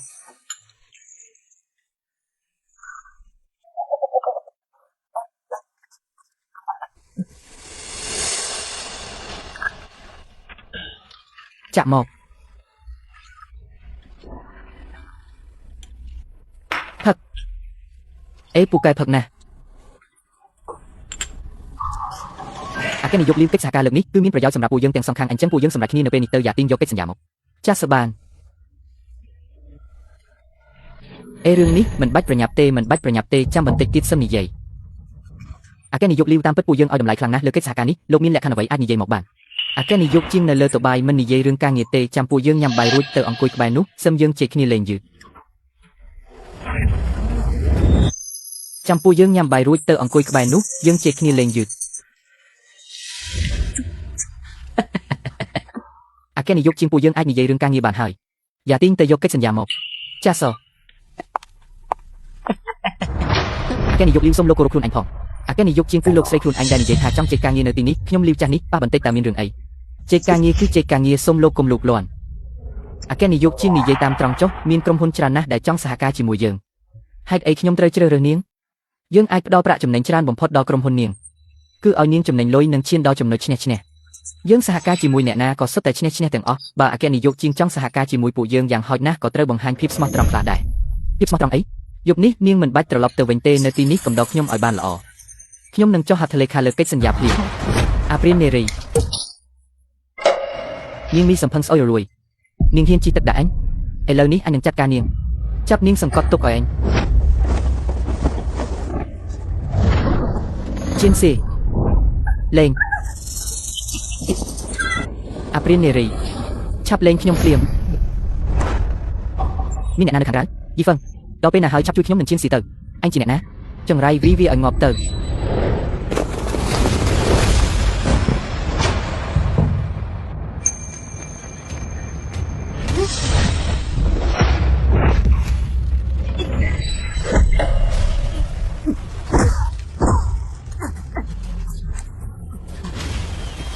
ហ៊ានប៉ះ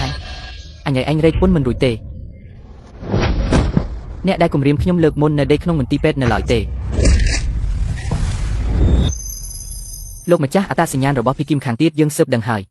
ជាអ្នកណាគេក៏គឺជាបាក់ពួកធំជាងគេនៅយ៉ាងចឹងគឺសមាគមហេមីងបញ្ជូនមកសមាគមហេមីងតើគ្រូសាជាងរបស់យើងទៅប៉ះពាល់សមាគមហេមីងពីអង្គការលោកម្ចាស់តើអាចមានអ្នកណាចំណាយប្រាក់ច្រើនជួសសមាគមហេមីងឲ្យចេញមុខទេវាអាចទៅរួចណាស់តើអ្នកណាជាអ្នកធ្វើតោះយើងទៅជួបប្រធានសមាគមហេមីងអេលោកម្ចាស់ខ្ញុំគិតថាវាគ្រោះថ្នាក់ពេកហើយគ្រូសាជាងរបស់យើងនៅទីភ្លើងឯសមាគមហេមីងនៅទីងឹតពេលនេះខ្ញុំគិតថាយើងមិនគួរទៅបង្កាត់ភ្លើងជាមួយកម្លាំងរបស់ពួកគេទេខ្ញុំដឹងតែសមាគមហេមីងរបស់គេមិនមែនចូលចិត្តលុយទេខ្ញុំមិនជឿថាឲ្យតែខ្ញុំមានលុយមិនអាចយកឈ្នះចិត្តសមាគមហេមីងរបស់គេបាននោះទេ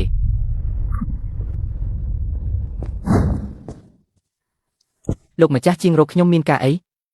ប្រធានហានតើអ្នកណាទៅដែលចង់បានជីវិតចៅស្រីខ្ញុំសុំទោសមិនអាចប្រាប់បានទេ100លានលោកម្ចាស់ជាងសមាគមហេមីងមានច្បាប់របស់សមាគមហេមីងទោះបីខ្ញុំជាប្រធានសមាគមហេមីងក៏មិនអាចបំពេញច្បាប់បានដែរ300លានលោកកំពុងតែបង្ខំខ្ញុំហើយ500លានតើអ្នកណាជាមេខ្លោងនៅពីក្រោយខ្នងលោកម្ចាស់ជាងតម្លៃដែលលោកឲ្យពិតជាធ្វើឲ្យខ្ញុំរំភើបចិត្តមែនប៉ុន្តែមានរឿងអីគ្រាន់តែមានគេមកមុនព្រមឲ្យតម្លៃខ្ពស់ជាងនេះដើម្បីចង់បានជីវិតរបស់ជេនណា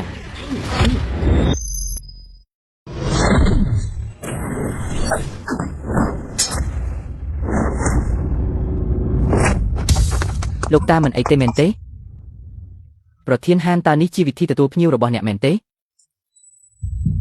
គោលបំណងនៃសមាគមហឺមីងរបស់យើងគឺទទួលស្គាល់តែលុយមិនស្គាល់មនុស្សទេអ្នកណាឲ្យលុយច្រើនយើងជួយអ្នកនោះ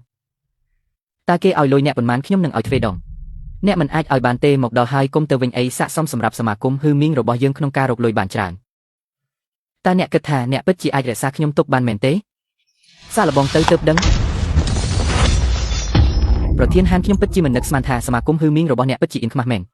ថ្ងៃនេះថ្នាក់ខ្ពស់ទាំងពីររបស់គ្រូសាចាំងនឹងស្លាប់នៅក្នុងសមាគមហឺមីងរបស់យើងសមាគមហឺមីងរបស់យើងនឹងល្បីល្បាញមានទាំងកេរ្តិ៍ឈ្មោះនិងលុយកាក់លោកតាខ្ញុំនឹងរារាំងពួកគេអ្នករត់សិនទៅរកឱកាសរត់សិនទៅបើរត់គឺរត់ទាំងអស់គ្នាលោកតាគ្រូសាចាំងមិនអាចខ្វះអ្នកបានទេកុំនិយាយអីទៀតខ្ញុំមិនអាចទុកអ្នកចំម្នាក់ឯងបានទេអ្នកទាំងពីរមិនបាច់ប្រកែកគ្នាទេគ្មានអ្នកណាអាចទៅរួចទេចូលលោកតាប្រយ័ត្នប្រធានទុកឲ្យពួកគេចេញទៅបែបនេះមែនទេមិនអាចដេញតាមទៀតទេសម្លេងវីតបអំបញ្ញមិញបានធ្វើឲ្យកម្លាំងជាច្រើនភ្ញាក់ផ្អើលម្យ៉ាងទៀតគាត់ត្រូវពីរបស់ខ្ញុំហើយទោះជារត់រួចក៏រស់មិនបានយូរដែរមិនអន់ទេដែលជាមេគ្រូសាចាំងកម្លាំងពិតជាខ្លាំងមែនយើងមានគ្នាជាច្រើនអ្នកតែមិនអាចរក្សាពួកគេទុកបានកម្លាំងរបស់ជេនណានពិតជាធ្វើឲ្យខ្ញុំភ្ញាក់ផ្អើលមែនស្ទើរតែឈានដល់ថ្នាក់សុងស៊ីទៅហើយប្រសិនបើយើងមិនបានត្រៀមទុកជាមុនទេការប្រយុទ្ធនេះមិនដឹងថាអ្នកណាចាញ់អ្នកណាឈ្នះទេសមាគមហឺមីងរបស់យើងប្រហែលជារងគ្រោះថ្នាក់ធ្ងន់ធ្ងរត្រឡប់ទៅវិញសិនទៅ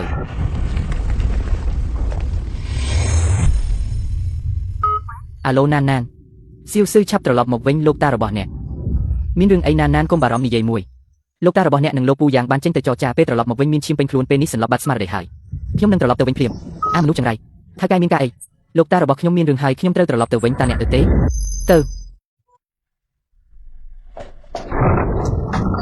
លោកតាចេញណាប្រហែលជាទៅស្លាប់ហើយបើគាត់ស្លាប់តើអ្នកណានឹងឲ្យលុយខ្ញុំបើគ្មានលុយតើខ្ញុំអាចចូលជើងដល់ខ្លួនឯងបានដោយរបៀបណាតើខ្ញុំអាចស្វែងរកសាច់ញាតិនិងឪពុកម្ដាយរបស់ខ្ញុំដោយរបៀបណា លោកតាចាំងរងរបួសធ្ងន់ណាស់នេះមិនមែនជារឿងដែលគ្រោះថ្នាក់បំផុតទេអ្វីដែលសំខាន់បំផុតនោះគឺមានជាតិពុលយ៉ាងសាហាវនៅក្នុងខ្លួនប្រសិនបើមិនត្រូវបានកម្ចាត់ចេញទាន់ពេលវេលាទេវាទំនងជាអាចបង្កគ្រោះថ្នាក់ដល់អាយុជីវិតនៅពេលណាក៏បានចុះគិតយ៉ាងម៉េចទៅលោកគ្រូពេទ្យសុនលោកត្រូវតែជួយចេញណានលោកគ្រូពេទ្យសុនអ្នកត្រូវតែជួយលោកតារបស់ខ្ញុំរបួសខ្ញុំអាចព្យាបាលបានតែពីខ្ញុំគ្មានសមត្ថភាពទេតាជានោះណាដែលធ្វើឲ្យចេញណានរបួសបែបនេះពិតជាគិតថាគ្រូសាចាំងរបស់យើងគ្មានមនុស្សមែនទេបងអូនថ្លៃកុំបារម្ភខ្ញុំនឹងទៅសួររកអ្នកដែលពូកែខាងបន្សាបជាតិពុលនៅក្នុងទីក្រុងយ៉ាងទោះជាត្រូវចំណាយប៉ុន្មានក៏ដោយក៏ត្រូវតែព្យាបាលចេញណានឲ្យជាសះស្បើយដែររំខានបងធំហើយខ្ញុំក៏ទៅរកវិធីដែរណានសៀវស៊ឺត្រឡប់មកវិញហើយមិនអីទេមែនទេខ្ញុំអាចជួយលោកតាចាំងបានខ្ញុំធ្លាប់រៀនជាមួយលោកគ្រូនៅលើភ្នំយេហ្វុងអ្នកពិតជាអាចជួយលោកតារបស់ខ្ញុំបានទេបានសៀវស៊ឺតាគាត់ជានរណាណានគាត់ឈ្មោះយេហ្វុងគឺជាមនុស្សចង្រៃអីគេមនុស្សចង្រៃណានប៉ុន្មានថ្ងៃមុនលោកតាមិនបានឡើងភ្នំរកមនុស្សបបប្រាស់ម្នាក់ទេគាត់គឺជាសិស្សរបស់មនុស្សបបប្រាស់នោះមនុស្សបបប្រាស់អីគាត់គឺជាទេវតាចាស់អុយទោះយ៉ាងណាក៏ខ្ញុំគិតថាពួកគេគឺជាមនុស្សបបប្រាស់អ្នកទាំងអស់គ្នាត្រូវបានគេបោកហើយជួយគាត់ផងជួយចេញណានផងលោកយាយឆាប់ងើបឡើងលោកយាយតើអ្នកទៅអង្វរគាត់ធ្វើអ្វីបើគាត់អាចជួយបានគាត់ជួយបាត់ទៅហើយអង្វរអ្នកផងអ្នកត្រូវតែជួយចេញណានបាទលោកយាយកុំបារម្ភអីមនុស្សចង្រៃតើអ្នកអាចជួយលោកតារបស់ខ្ញុំបានទេបើអ្នកអាចជួយបានជួយឲ្យលឿនមកសៀវស៊ឺមិនត្រូវឆ្លើយដាក់ទេវតាតូចទេពិតជាមិនដឹងថាហេតុអ្វីបានជាអ្នកជួយគាត់ម្លេះជាក់ស្ដែងគាត់គឺជាមនុស្សបបប្រាស់និងជាមនុស្សចង្រៃសៀវស៊ឺឆាប់សុំទោសទេវតាតូចភ្លាមខ្ញុំមិនសុំទោសទេបានហើយមិនបាច់សុំទោសទេប្រសិនបើជាពលរាលដាលចូលដល់សរីរាង្គខាងក្នុងនោះវានឹងមានបញ្ហាខ្ញុំគួរតែជួយសង្គ្រោះគាត់សិនរំខានទេវតាតូចហើយ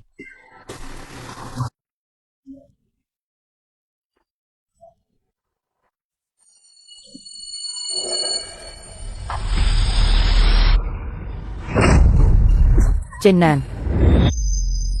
មនុស្សចង្រៃតើអ្នកបានធ្វើអីដាក់លោកតារបស់ខ្ញុំប្រសិនបើលោកតារបស់ខ្ញុំមានរឿងអីខ្ញុំនឹងមិនលើកលែងឲ្យអ្នកទេនេះគឺជាបរិកម្មធម្មតាអ្វីដែលចេញមកគឺជាជីពតតើខ្ញុំកើតអីហ្នឹងចេញណានតើអ្នកភ្លេចហើយឬអ្នកចេញទៅក្រៅមួយផ្លែពេលត្រឡប់មកវិញក៏ខ្លាចជាបែបនេះវាគឺយ៉ាងខាយដែលបានអ្នកត្រឡប់មកវិ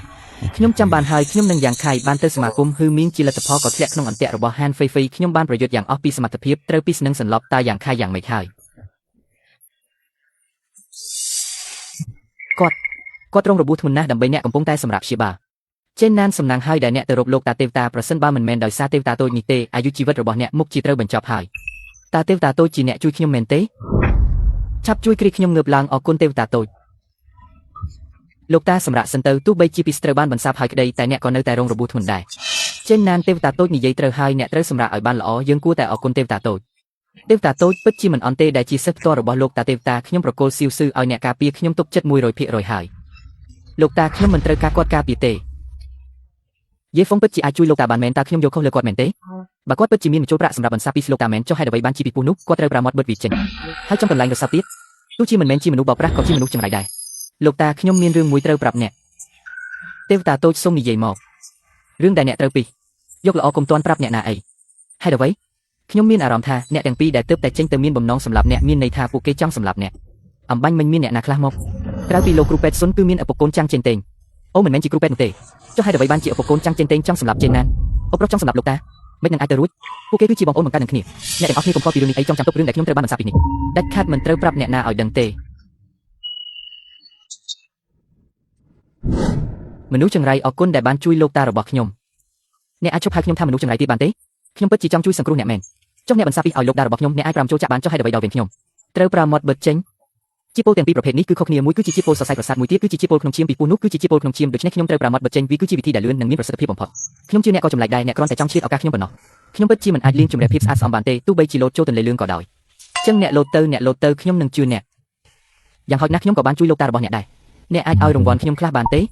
ប្រសិនបើគាត់ទាមទារនៅសំណើដែលហួសហេតុពេកតើខ្ញុំគួរធ្វើដូចម្តេចអ្នកតើអ្នកចង់បានរង្វាន់អ្វីឲ្យលុយខ្ញុំមកដឹងតែពីទាលុយខ្ញុំខ្វះលុយណាស់បានហើយខ្ញុំនឹងពិចារណាមើលរងចាំបន្តិចអូមែនហើយអ្នកនិយាយថាអូប្រុសចង់សម្លាប់លោកតារបស់ខ្ញុំតើវាពិតមែនទេខ្ញុំអាចមើលឃើញពីកែវភ្នែករបស់អ្នកទាំងពីរថាពួកគេមានចិត្តណាសម្លាប់លោកតារបស់អ្នកប៉ុន្តែពួកគេគឺជាបងប្អូនបង្កើតហេតុអ្វីបានជាទៅជាបែបនេះចុះខ្ញុំដឹងរឿងនេះតាមណា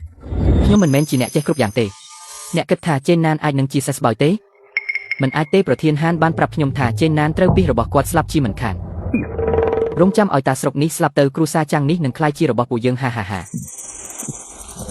រៀបចំផែនការអស់រយៈពេលយ៉ាងយូរបង្ខាត់អស់យ៉ាងច្រើនទីបំផុតគ្រូសាចាំងនឹងធ្លាក់មកក្នុងកណ្ដាប់ដៃឪពុកកូនយើងហើយចាំងឈៀនស៊ឺក្មេងស្រីតូចដែលត្រូវបានគេយកចិត្តទុកដាក់នោះគ្មានអ្វីគួរឲ្យខ្លាចនោះទេចាំងឈៀនស៊ឺនេះទោះបីជាមានចរិតជាកូនស្រីអ្នកមានបន្តិចមែនតែរូបរាងពិតជាមិនអន់ទេស្អាតជាងម្ដាយនាងទៅទៀតឬថាត្រូវបានគេចាត់ទុកជាស្រីស្អាតលេខ1ប្រចាំទីក្រុងយ៉ាងរងចាំឲ្យតាស្រុកនេះស្លាប់ទៅយើងនឹងទទួលយកគ្រូសាចាំងអាចរៀបការនាងចេញ ដើម្បីបដូរយកផលប្រយោជន៍គ្រួសារខ្លះជឿថាមានកូនប្រុសគ្រួសារអភិជនជាច្រើនចង់បាននាងគំនិតនេះមិនអន់ទេលើកនេះដើម្បីសម្រាប់ចេនណានយើងបានចំណាយប្រាក់យ៉ាងច្រើនយកក្មេងស្រីតូចនេះទៅបដូរយកផលប្រយោជន៍ខ្លះមកវិញដើម្បីសងការខាតបង់របស់យើងក៏មិនអន់ដែរលើកមុនកូនប្រុសច្បងត្រកូលហួងបានបញ្ជូនមនុស្សទៅចាប់ចម្រិតជាងឈៀនសៀហើយវាបានបរាជ័យដាំឡើយខ្ញុំចង់ឲ្យឃាតកររបស់សមាគមហ៊ុយមីងដែលលួចតាមដានជាងឈៀនសៀឆ្លៀតឱកាសកំចាត់នាងចោលហើយទម្លាក់កំហុសទៅលើត្រកូលហួងដើម្បីបញ្ឆេះឲ្យត្រកូលហួងចេញមុខទៅដោះស្រាយជាមួយជាងជឿនណានប៉ុន្តែលទ្ធផលក៏បរាជ័យដែរមើលទៅតាចាស់ម្នាក់នេះបានដាក់អ្នកខ្លាំងលាក់ខ្លួននៅក្បែរជាងឈៀនសៀហើយតើអាចជាក្មេងប្រុសម្នាក់ដែលមកជាមួយជាងឈៀនសៀថ្ងៃនេះដែរឬទេមើលទៅមិនសំសោះក្មេងសោះអាចទប់ទល់នឹងអ្នកខ្លាំងលំដាប់ទី1របស់សមាគមហ៊ុយមីងបានឬប្រហែលជាលាក់ខ្លួននៅកន្លែងងឹតហើយក៏ត្រូវដែរមិនអីទេឲ្យតែជាងជឿនណានស្លាប់យើងនឹងអាចគ្រប់គ្រងត្រកូលជាងបានយ៉ាងរលូនហើយពេលនោះគ្រាន់តែប្រមូលយកមកវិញគឺចាប់ហើយជាងឈៀនសៀនឹងអង្គរៈនោះពួកឯងចាំមើលទៅលោកម្ចាស់វ័យក្មេងនេះនឹងធ្វើឲ្យពួកឯងលុតជង្គង់សុំរស់មិនបានសុំស្លាប់ក៏មិនបានលោកម្ចាស់អ្នកទាំងពីរនេះគឺជាឃាតករកំពូលលំដាប់ទី1ដ៏ល្បីល្បាញក្នុងពិភពគុណអ្នកទាំងពីរមានចិត្តគំនិតដូចគ្នាបើចូលរួមកម្លាំងគ្នាគឺខ្លាំងពូកែណាស់ពួកឯងជាឃាតករកំពូលលំដាប់ទី1ហើយអ្វីខ្ញុំមើលទៅមិនដូចសោះហើយក៏មិនធ្លាប់ឮឈ្មោះពួកឯងដែរយើងរស់នៅលាក់ខ្លួនរាប់ឆ្នាំមកហើយថ្មីនេះទើបចុះពីភ្នំដើម្បីស្វែងរកឱកាសទម្លុះធម៌ពលពីកំណើតចុះពួកឯងវិជ្ជាអ្នកខ្លាំងលំដាប់ទី1ទេបងប្អូនយើងទាំងពីរអ្នករួមដៃគ្នាកុំថាឡើយអ្នកខ្លាំងលំដាប់ទី1សូម្បីតែអ្នកមានធម៌ពលពីកំណើតក៏ហ៊ានទល់ដែរបើពួកឯងពិតជាមានសមត្ថភាពនេះមែនទៅថ្ងៃមុខតាមខ្ញុំទៅខ្ញុំធានាថានឹងឲ្យពួកឯងរស់នៅសនុកសុខស្រួលយើងគ្រាន់តែចង់រកលុយមួយដុំរួចបន្តដើរលេងក្នុងពិភពគុណទៀតក៏បានឲ្យតែពួកឯងជួយសងសឹកខ្ញុំបានខ្ញុំឲ្យម្នាក់10លានយល់ព្រមតើមិនដឹងថាស្ត្រូវរបស់លោកម្ចាស់ហួងមានសមត្ថភាពកម្រិតណាទេសមត្ថភាពច្បាស់លាស់យ៉ាងណាខ្ញុំមិនសូវច្បាស់ទេប្រហែលជាអ្នកខ្លាំងលំដាប់ទី1ហើយបើត្រឹមជាអ្នកខ្លាំងលំដាប់ទី1ធម្មតានរណាម្នាក់ក្នុងចំណោមពួកយើងក៏អាចដោះស្រាយបានយ៉ាងនេះដែរលោកម្ចាស់ដំណឹងល្អដ៏ធំធ្វើស្អីហ្នឹងមិនឃើញខ្ញុំកំពុងរត់ទេអីធ្វើឲ្យភ្ញាក់អើលោកម្ចាស់ពិតជាដំណឹងល្អមែនលោកម្ចាស់មានដំណឹងល្អវិញនិយាយមកបើហ៊ានកុហកខ្ញុំនឹងមួយក្បាលអញចោលមិនខានលោកម្ចាស់មេគ្រូសាត្រកូលជាងលោកជាងជឿនណានចិត្តស្លាប់ហើយហាជាងជឿនណានចិត្តស្លាប់ហើយតាំងពីពេលណាគឺថ្ងៃនេះគេថាលោកត្រូវឆ្នាំពោយ៉ាងសាហាវគ្មាននរណាអាចបន្សាបបានទេមានតែរងចាំសេចក្តីស្លាប់ឯងច្បាស់ទេពិតជាច្បាស់ណាស់ដំណឹងនេះបានផ្សព្វផ្សាយទៅហើយល្អណាស់ឲ្យតែជាងជឿនណានស្លាប់គ្រូសាត្រកូលជាងនឹងបែកបាក់ពីមុនតាចាស់មិនឲ្យខ្ញុំទៅរករឿងពួកវាព្រោះខ្លាចជាងជឿនណានតច្រកព្រោះគាត់បាត់បង់កូនតាំងពីវ័យកណ្ដាលនៅសល់តែចៅស្រីម្នាក់បើចៅស្រីគាត់មានគ្រោះថ្នាក់អ្វីទៀតគាត់ប្រកាសជាតច្រកសងសឹកដោយមិនខ្វល់អ្វីទាំងអស់ឥឡូវល្អហើយគ្មានអ្នកណាអាចមករ៉ាំងខ្ញុំមិនឲ្យសងសឹកបានទេតោះទៅរកជាងឈៀនសៀនឹងសន្តិសុខនោះឥឡូវនេះខ្ញុំចង់ឲ្យពួកវាដឹងពីលទ្ធផលដែលហ៊ានយកខ្ញុំប៉ុន្តែលោកម្ចាស់លោកតាអត់ឲ្យលោកចេញក្រៅទេអក្បាលរឹងជាងជឿនណានចិត្តស្លាប់ហើយតើតាចាស់អាចបន្តឃុំខ្លួនខ្ញុំបានយ៉ាងម៉េចចំពេលល្អខ្ញុំបានចំណាយលុយយ៉ាងច្រើនជួលឃាតករកំពូលលំដាប់ទី1 2នាក់តោះសន្តិសុខដែលវាអញថ្ងៃមុនណែណាថ្ងៃនេះអញមកសងសឹកហើយលោកម្ចាស់ហួងអគ្គនាយកជាងនឹងបងយីមិននៅក្រុមហ៊ុនទេថ្ងៃនេះមិននៅទេចឹងខ្ញុំឡើងទៅមើលសិនណែលោកម្ចាស់ហួងណែមានអ្នកមករករឿងហើយចេញមកឆាប់ឡើងហួងយូហាងលោកកំពុងធ្វើអ្វីទីនេះមិនស្វាគមន៍លោកទេធ្វើអ្វីការពិតគឺមកសងសឹកហើយលើកមុនអញចាំបោកគេបានមិនសងសឹកទេតែអញហួងយូហាងអាចចូលជើងនៅក្រុមយ៉ាងជឿនយ៉ាងម៉េចហួងយូហាងលោកមិនភ្លេចទេដឹងឈៀនសៀគឺជាមនុស្សរបស់ត្រកូលជាងនិងត្រកូលហួងរបស់លោកសុទ្ធតែជាគ្រួសារធំទាំង4នៅក្រុងយ៉ាងឈឿនលោកធ្វើបែបនេះមិនខ្លាចត្រកូលជាងសងសឹកទេសងសឹកតាចាស់ជាងជឿនណានចិត្តស្លាប់ហើយមែនទេហាយកអីមកទល់នឹងត្រកូលហួងរបស់អញបើគ្មានជាងជឿនណានត្រកូលជាងរបស់គេក៏គ្មានលក្ខណៈសម្បត្តិធ្វើជាគ្រួសារធំទាំង4នៅក្រុងយ៉ាងឈឿនដែរមិនអាចទេលោកនិយាយផ្ដេសផ្ដាស់ពីរោះថ្ងៃមុនខ្ញុំទើបតែបានឃើញលោកតាខ្ញុំគាត់មានសុខភាពល្អណាស់មិនដូចអ្វីដែលលោកនិយាយសោះអញត្រូវនិយាយច្រើនជាមួយនាងធ្វើអីហាវាយកុំតិចឲ្យអញស្រែកទៅនៅក្រុងយ៉ាងឈឿនអញគឺជាច្បាប់ឥឡូវអ្នកទាំងអស់គ្នាចាក់ចេញជាបន្ទាន់ខ្ញុំអាចធ្វើពុតជាមិនឃើញអ្នកដែលនៅសល់កុំបន្ទោសខ្ញុំថាមិនយកយល់ឲ្យសោះអូហូមិនជួបគ្នាប៉ុន្មានថ្ងៃឃើញថាអញមានចរិតធំជាងមុនតើចង់បានរៀងក៏មានរៀងចង់បានមុខមាត់ក៏មានមុខមាត់ដែរហួងយូហាងឈៀនសៀនឹងយីហ្វឹងចិត្តមកដល់ហើយលោកគុំធ្វើផ្ដេសផ្ដាស់អញរងចាំតែពួកវានឹងប៉ុន្តែមុនពេលពួកវាត្រឡប់មកវិញអញអាចស្និទ្ធស្នាលជាមួយនាងជាមុនសិនហួងយូហាងខ្ញុំនិយាយម្ដងទៀតលោកគុំធ្វើផ្ដេសផ្ដាស់អញធ្វើផ្ដេសផ្ដាស់ហើយមិនដែរវាជាសំណាងរបស់នាងហើយស៊ូយ៉ាទីងនាងគិតមើលបើនាងនិយាយល្អពីខ្ញុំនៅមុខជាងឈៀនសៀពេលនេះប្រហែលជាខ្ញុំបានជាងឈៀនសៀបាត់ទៅហើយអញ្ចឹងខ្ញុំគួរតែអរគុណនាងឲ្យបានច្រើនប៉ុន្តែតាមខ្ញុំដឹងនាងប្រហែលជានិយាយដាំខ្ញុំមិនតិចទេមែនទេគំនុំចាស់ថ្មីនេះគិតបូកបញ្ចូលគ្នាទេខ្ញុំមិនដែលនិយាយអាក្រក់ពីលោកទេអគ្គនាយកជាងលោកម្ចាស់ហួងមកដល់ហើយណែណាឡើងទៅលើហើយ mấy câu của anh mình khó tiêu bần tịch tứ lúc mà chắc hú nom nhạc lan một trà nè dưới mình hiên khó tê quát tiếp tại khó đập bánh có trời kỳ vị chapter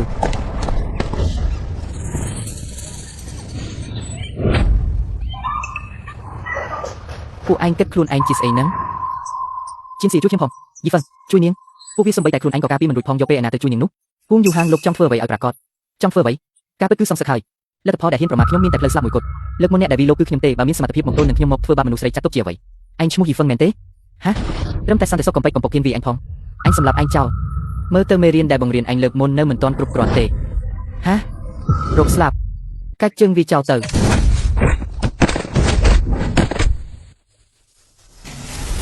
យីហ្វឹងឯងគិតថាឯងឈ្នះហើយមែនទេហាអញប្រាប់ឯងតាមត្រង់ចុះពីអ្នកនេះជាឃាតករកំពូលដែលអញចំណាយលុយយ៉ាងច្រើនជួលមកសូម្បីតែអ្នកមានធម៌ពលពីកំណើតក៏អាចប្រកួតបានដែរអញប្រាប់ឯងបើដឹងខ្លួនឆាប់លុតជង្គង់សុំក្តីមេត្តាទៅតើលោកជាអ្នកណាបាត់ពុនមិនអត់ទេប្រាប់ឈ្មោះមកមិនបាច់ឲ្យពួកឯងដឹងទេសម្ដីធំដុំណាស់អញ្ចឹងបងប្អូនយើងទាំងពីរអ្នកលែងយកយល់ហើយពួកអ្នកកុំបារម្ភអីពួកវាទាំងពីរធ្វើអ្វីខ្ញុំមិនបានទេអញគិតថាឯងជាអ្នកណាទើបធ្វើអ្វីឯងមិនបានថ្ងៃនេះអញនឹងកំចាត់អញចោលរួចធ្វើទារុណកម្មអញបន្តិចម្ដងចាត់ការទៅ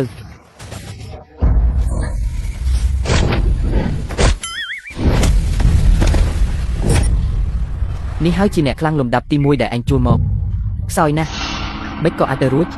ពួកវាជាឃាតករកំពូលមិនក៏ដួលភ្លាមបែបនេះឯងកុំចូលមកចិត្ត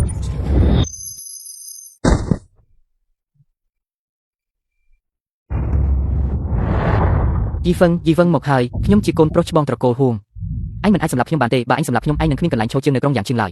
ម្យ៉ាងទៀតជាងជឿនណានចិត្តស្លាប់ហើយដល់ពេលនោះគ្រួសារត្រកូលជាងពិតជាមិនអាចការពារអញបានទេគ្មានផ្លូវអាចទ្រាំទ្រនឹងកំហឹងរបស់គ្រួសារត្រកូលហួងខ្ញុំបានឡើយមិនបាច់និយាយទេមិនក៏ស្រាប់តែហ៊ាននាំមនុស្សមួយក្រុមមកទីនេះទាំងកណ្ដាប់ថ្ងៃការពិតគឺដឹងរឿងលោកតាជាងពលនឹងឯងអ្វីលោកតាពលមិនក៏អញ្ចឹងទៅវិញលោកតាត្រូវគេដាក់ថ្នាំពុយយ៉ាងសាហាវលេងខ្ញុំទៅបើលេងខ្ញុំទៅថ្ងៃក្រោយខ្ញុំមិនមករករឿងអ្នកទៀតទេយ៉ាងម៉េចដែរមិនយ៉ាងម៉េចទេគ្រួសារត្រកូលហួងខ្ញុំគឺជាគ្រួសារមួយក្នុងចំណោមគ្រួសារធំទាំង4នៅក្រុងយ៉ាងឈឹងឯងពិតជាចង់តាំងខ្លួនជាស្ត្រូវនឹងយើងមែនទេ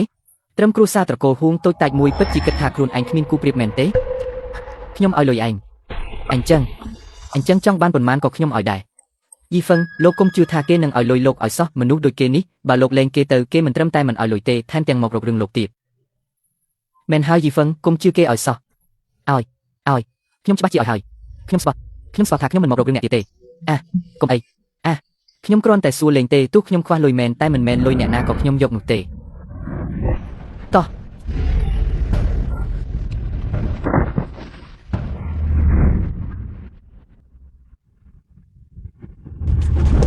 យីហ្វឹងអរគុណលោកហើយបើខ្ញុំសង្គ្រោះអ្នកមិនបានទេប្រហែលជាថ្ងៃនេះខ្ញុំប្រហែលជាត្រូវបំផ្លាញដោយវ៉ងយូហេងហើយកុំបារម្ភគាត់មិនអាចក្រោកបានទៀតទេពិតជាជនពៀមែនអប់យ៉ាងតឹងក៏មិនដឹងរុញចេញដែរ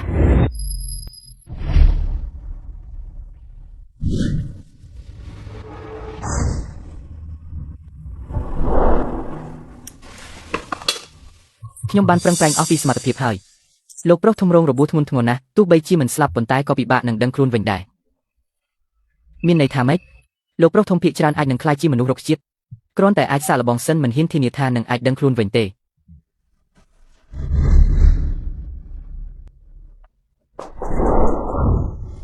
យូហេងឆាប់ដឹងខ្លួនឡើងក្រោកឡើងមើលមុខម៉ាក់មកយំរកអីមិនមែនមកពីញៀងទម្រើវាទេគាត់ខ្លាចជាបែបនេះទៅហើយអ្នកនៅតែនិយាយពាក្យមិនសមរម្យទៀតកូនត្រូវគេវាដល់ថ្នាក់នេះទៅហើយអ្នកមិនទៅសង្ស័យទេតែបែរជាមកខឹងខ្ញុំទៅវិញទម្រើកូនដូចសម្រាប់កូនអញ្ចឹងតាំងពីតូចនាងតែងតែទម្រើវាឥឡូវយ៉ាងម៉េចហើយវ៉ងប៊ីសកូននេះជារបស់ខ្ញុំតែម្នាក់ឯងមែនទេហេតុអ្វីអ្នកមិនប្រដៅវាខ្លះមួយថ្ងៃដឹងតែដើរលេងផឹកស៊ីបើកូនមានគ្រោះថ្នាក់អ្វីខ្ញុំមិនលើកលែងឲ្យអ្នកទេបានហើយចែងឆែងហ៊ានប៉ះកូនប្រុសរបស់ខ្ញុំច្បាស់ជាត្រូវបង់តម្លៃសម្រាប់រឿងនេះ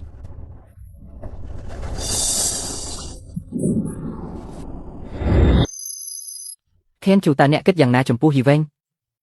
តើមានន័យថាម៉េចគឺថាតើអ្នកគិតថាគាត់ជាមនុស្សបែបណាជាជនពាលនិងជាអ្នកបោកប្រាស់ប៉ុន្តែខ្ញុំគិតថាគាត់មិនដូចជាអ្នកបោកប្រាស់ទេគាត់ពូកែយ៉ាងនេះតើអាចជាអ្នកបោកប្រាស់យ៉ាងម៉េចទៅ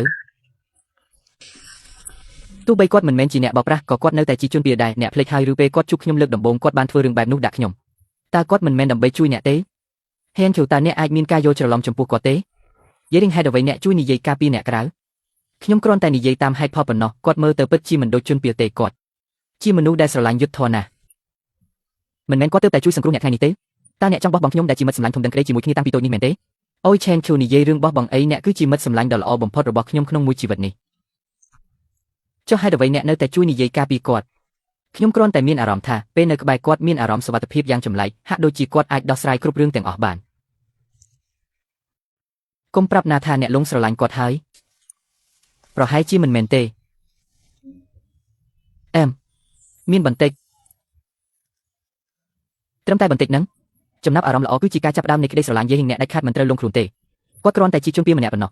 ឈប់និយាយហើយចូលគេងតាមពិតទៅការចូលចិត្តយីវែងក៏មិនមានអ្វីអាក្រក់ដែរអ្នកនិយាយថាម៉េចទៅគ្មានអ្វីទេតើមានដំណឹងអ្វីពីភីគីយ៉ែងហ្សែនដងដែរឬទេភ្លេចប្រាប់អ្នកអំបញ្ញមិញយ៉ែងហ្សែនដងបានទូរស័ព្ទមកប្រាប់ថាគាត់បានរកគ្រូពេទ្យម្នាក់ដើម្បីមកមើលថាតើអាចជួយបន្សាបជាពលឲ្យអ្នកបានឬអត់បន្សាបជាពលខ្ញុំគិតថាគាត់ចង់ដឹងថាខ្ញុំពិតជាស្លាប់ឬនៅទេលោកគ្រូទេវតាតូចតើអាចមានការយល់ច្រឡំទេទោះយ៉ាងណាយ៉ែងហ្សែនដងគឺជាបងប្រុសធំរបស់អ្នកតើគាត់ចង់សម្លាប់អ្នកដោយរបៀបណាមិនដឹងទេអំណាចនោះវាមានការលបួងខ្លាំងប៉ុណ្ណាសម្រាប់មនុស្សម្នាក់បើខ្ញុំស្លាប់ឥឡូវនេះជាយកឈោនៅមិនទាន់មានសមត្ថភាពគ្រប់គ្រងគ្រួសារយ៉ែងទេនោះអាជីវកម្មដ៏ធំរបស់គ្រួសារយ៉ែងនឹងធ្លាក់ទៅក្នុងកណ្ដាប់ដៃឪពុកនិងកូនរបស់ពួកគេលើកនេះសំណាងហើយដែលបានលោកគ្រូទេវតាតូចដែលជាសិស្សផ្ទាល់របស់លោកគ្រូទេវតាចាស់មិនបាច់និយាយអ្វីផ្សេងទេត្រឹមតែសមត្ថភាពបន្សាបជាពលរបស់គាត់តើមានអ្នកណាអាចប្រៀបផ្ទឹមបានខ្ញុំគ្រាន់តែមិនយល់តើអំណាចពិតជាសំខាន់មែនទេបើខ្ញុំទីមិនខុសទេអ្នកដែលជួលក្រុមហ៊ីមិញមកធ្វើឃាតជាឈោលើកនេះគឺឪពុកនិងកូនរបស់ពួកគេអ្វីអ្នកដែលធ្វើឃាតជាឈោគឺជាឪពុកនិងកូនរបស់ពួកគេមិនត្រឹមតែប៉ុណ្ណោះគ្រោះថ្នាក់ចរាចរណ៍ដែលឪពុកម្ដាយរបស់ជាឈោជួបប្រទះក៏អាចជាស្នាដៃរបស់ពួកគេដែរគោលបំណងគឺចង់ឲ្យខ្សែស្រឡាយរបស់ខ្ញុំផុតពូជដើម្បីពួកគេងាយស្រួលដណ្ដើមអំណាចគ្រួសារយ៉ែងតើអាចទៅរួចយ៉ាងម៉េចនោះគ្រាន់តែជាគ្រោះថ្នាក់ចៃដន្យឲ្យប៉ុណ្ណោះចៃដន្យគ្រោះថ្នាក់ចៃដន្យឲ្យក៏អាចត្រូវបានរៀបចំឡើងដែរអូយចុះយើងគួរធ្វើម៉េចទៅពួកគេជិតមកដល់ហើយបើគាត់ដឹងថាជាពលរបស់អ្នកត្រូវបានបន្សាបហើយតើគាត់នឹងវាយប្រហារដោយផ្ទាល់ទេវាអាចទៅរួចណាស់ឥឡូវនេះខ្ញុំនៅមិនទាន់អាចធ្វើចលនាខ្លាំងបានទេអញ្ចឹងអ្នកឆាប់ទូរស័ព្ទទៅឈៀវឈូទៅអញ្ជើញលោកគ្រូទេវតាតូចមកទីនេះឲ្យតែមានលោកគ្រូទេវតាតូចនៅទីនេះឪពុកនិងកូនពួកគេនឹងមិនអាចធ្វើព្យុះភ្លៀងបានទេលើកនេះខ្ញុំត្រូវតែលាតត្រដាងមុខមាត់ពិតរបស់ឪពុកនិងកូនពួកគេបានខ្ញុំនឹងទៅទូរស័ព្ទឥឡូវនេះសង្ហាហើយរៀងស្អាតទៀតអារម្មណ៍នឹងណហើយសមត្ថភាពក៏ខ្លាំងក្រៅពីក្របន្តិចគាត់គ្រាន់តែជាបរិសុទ្ធដ៏ល្អឥតខ្ចោះបើខេនឈូមិនចង់បានគាត់ខ្ញុំចង់បានយ៉ាងហោចណាស់ថ្ងៃក្រោយខ្ញុំនឹងរកលុយចិញ្ចឹមគាត់យាយរៀងតើអ្នកពិតជាលងស្រឡាញ់យីវែងមែនទេបើស្រឡាញ់ក៏ស្រឡាញ់ទៅតាក់ទងអីនឹងខ្ញុំយ៉ាងណាក៏ខ្ញុំមិនចូលចិត្តគាត់ដែរ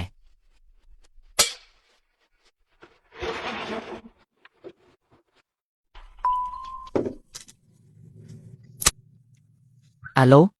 ជាប់ជួយឥឡូវនេះអ្នកត្រូវនាំលោកគ្រូទេវតាតូចត្រឡប់មកវិញភ្លាមមានរឿងអីតើមានរឿងអីកើតឡើងចំពោះលោកតាទៀតហើយមិនមែនទេគឺជាងហ្សែនដងនិងកូនប្រុសគាត់កំពុងមកខ្ញុំខ្លាចថាបើពួកគេដឹងថាលោកតាមិនអីពួកគេនឹងធ្វើអាក្រក់ដាក់គាត់ចាស់ខ្ញុំនឹងត្រឡប់ទៅវិញភ្លាមយីវែងទៅផ្ទះជាមួយខ្ញុំមួយផ្លែតបាទហេនជូតាមានរឿងអ្វីកើតឡើងគ្មានអ្វីទេអ្នកសម្រាប់នៅផ្ទះឲ្យបានល្អទៅថ្ងៃនេះកុំទៅក្រុមហ៊ុនអីលោកតាលោកយាយពួកយើងមកវិញហើយលោកគ្រូទេវតាតូចមកដល់ហើយសូមស្វាគមន៍ហេតុអ្វីគ្មានអ្នកណាស្វាគមន៍ខ្ញុំសោះអញ្ចឹងគេជាភ្ញៀវឯងជាម្ចាស់ផ្ទះស្វាគមន៍ឯងធ្វើអីលោកគ្រូទេវតាតូចថ្ងៃនេះដែលអញ្ជើញអ្នកមកគឺដើម្បីការពារសុវត្ថិភាពគ្រួសារយើងបន្តិចទៀតជាងហ្សែនដងនិងកូនប្រុសរបស់គាត់នឹងនាំគ្រូពេទ្យមកជាមួយលើកនេះពួកគេមកដោយមានបំណងមិនល្អទេពេលដែលពួកគេដឹងថាជាតិពុលនៅក្នុងខ្លួនរបស់ខ្ញុំត្រូវបានបន្សាបពួកគេច្បាស់ជារកវិធីសម្រាប់ខ្ញុំមិនខានឥឡូវនេះរាងកាយរបស់ខ្ញុំនៅមិនទាន់ជាសះស្បើយទាំងស្រុងទេដូច្នេះសូមឲ្យអ្នកមកជួយឃ្លាំមើលគ្មានបញ្ហាទេប្អូនថ្លៃខ្ញុំបានអញ្ជើញគ្រូពេទ្យដែលពូកែខាងបន្សាបជាតិពុលបំផុតនៅទីក្រុងយ៉ែងឆេងមកជួយគាត់ចុះគាត់ច្បាស់ជាអាចសង្គ្រោះយ៉ែនណែនបានអរគុណបងប្រុសធំសូមអញ្ជើញយ៉ាងម៉េចហើយចម្លែកណាស់ហើយអ្វីជាតិពុលក្នុងខ្លួនលោកប្រុសទី2យ៉ែងបាត់ទៅណាអស់ហើយមិនគួរអញ្ចឹងសោះមានន័យថាម៉េចមានន័យថាជាតិពុលនៅក្នុងខ្លួនរបស់គាត់ត្រូវបានបន្សាបហើយឯងហេតុអ្វីឯងដឹងខ្លួនហើយតើឯងភ្ញាក់ផ្អើលណាស់មែនទេហេតុអ្វីខ្ញុំមិនត្រូវបានឯងបំពោដល់ស្លាប់រ៉េនណែនខ្ញុំមិនដឹងថាឯងកំពុងនិយាយពីអ្វីទេខ្ញុំជាបងប្រុសបង្កើតរបស់ឯងណាតើខ្ញុំអាចបំពោឯងដល់ស្លាប់យ៉ាងម៉េចទៅបានហើយយ៉ែងឆេនដងឯងកុំធ្វើពុតទៀតអីតើឯងមិនសង្ឃឹមតាំងពីយូរមកហើយថាឲ្យតែខ្ញុំនឹងឈៀវឈើស្លាប់បាត់ទៅឯងអាចដណ្ដើមតំណែងគ្រូសាយ៉ែងបានមែនទេរ៉េនណែនខ្ញុំមិនដឹងថាឯងកំពុងនិយាយពីអ្វីទេមកដល់ពេលនេះហើយឯងកុំលាក់បាំងទៀតអីតើឯងកំពុងគិតថាពេលនេះខ្ញុំគ្មានកម្លាំងកំហែងល្អបំផុតសម្រាប់ឯងដណ្ដើមអំណាចមែនទេពេលឯងដឹងថាជាតិពុលក្នុងខ្លួនខ្ញុំត្រូវបានបន្សាបតើឯងអាចលើកលែងឲ្យខ្ញុំទេ តានរណាជាអ្នកបន្សាបជាតិពលរបស់ Yang Shannon តើគាត់ដឹងពីផែនការដែលខ្ញុំលាក់ទុកជាច្រើនឆ្នាំដោយរបៀបណាប៉ុន្តែមានមួយប្រយោគដែលគាត់និយាយត្រូវឥឡូវនេះទោះបីជាជាតិពលរបស់គាត់ត្រូវបានបន្សាបក៏ដោយក៏រាងកាយរបស់គាត់មិនទាន់ជាសេះស្បើយទាំងស្រុងដែររហូតទាល់តែគាត់ជាសេះស្បើយទាំងស្រុងឪពុកនិងកូនយើងច្បាស់ជាមិនអាចទល់នឹងគាត់បានទេ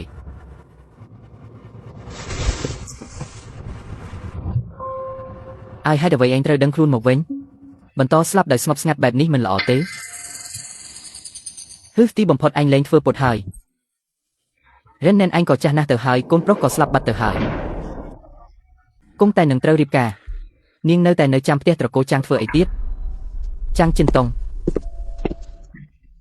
ខ្ញុំសួរលោកគ្រោះថ្នាក់កាលពីឆ្នាំនោះតើវាជាស្នាដៃរបស់លោកមែនទេ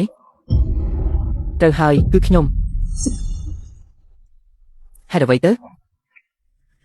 នោះគឺជាក្មួយប្រុសបង្កើតរបស់លោកប្រសិនបើគាត់មិនស្លាប់ទេតើគ្រូសាចាំងអាចធ្លាក់មកក្នុងដៃពូកូនយើងយ៉ាងម៉េច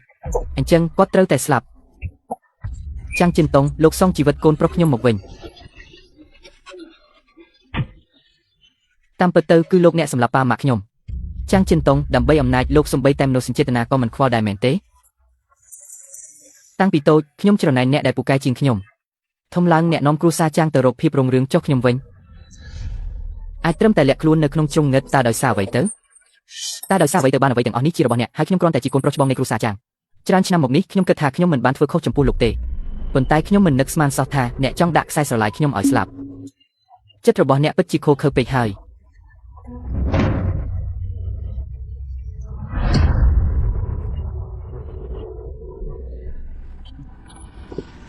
មនុស្សមិនខូចខើឈោមិននឹងទេចាំងចិនណានក៏និយាយច្រើនថ្ងៃនេះគឺជាថ្ងៃស្លាប់របស់អ្នកពេលអ្នកស្លាប់គ្រួសារចាំងទាំងមូលគឺជារបស់ឪពុកកូនយើងហើយ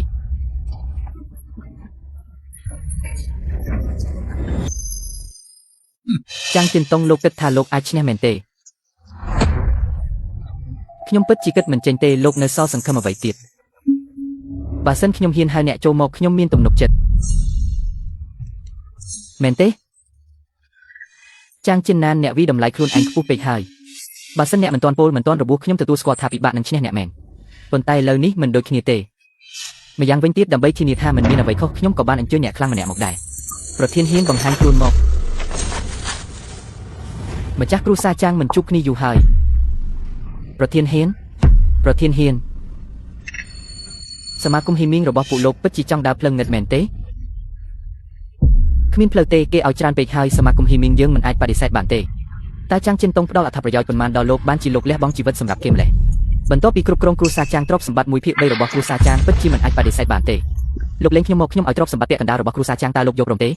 ចាំងចិនតុងដើម្បីដណ្ដើមអំណាចគ្រប់គ្រងគ្រួសារចាំងលោកហ៊ានលក់ទ្រព្យសម្បត្តិ1/3នៃគ្រួសារចាំងអ្នកពិតជាមនុស្សអាក្រក់មែន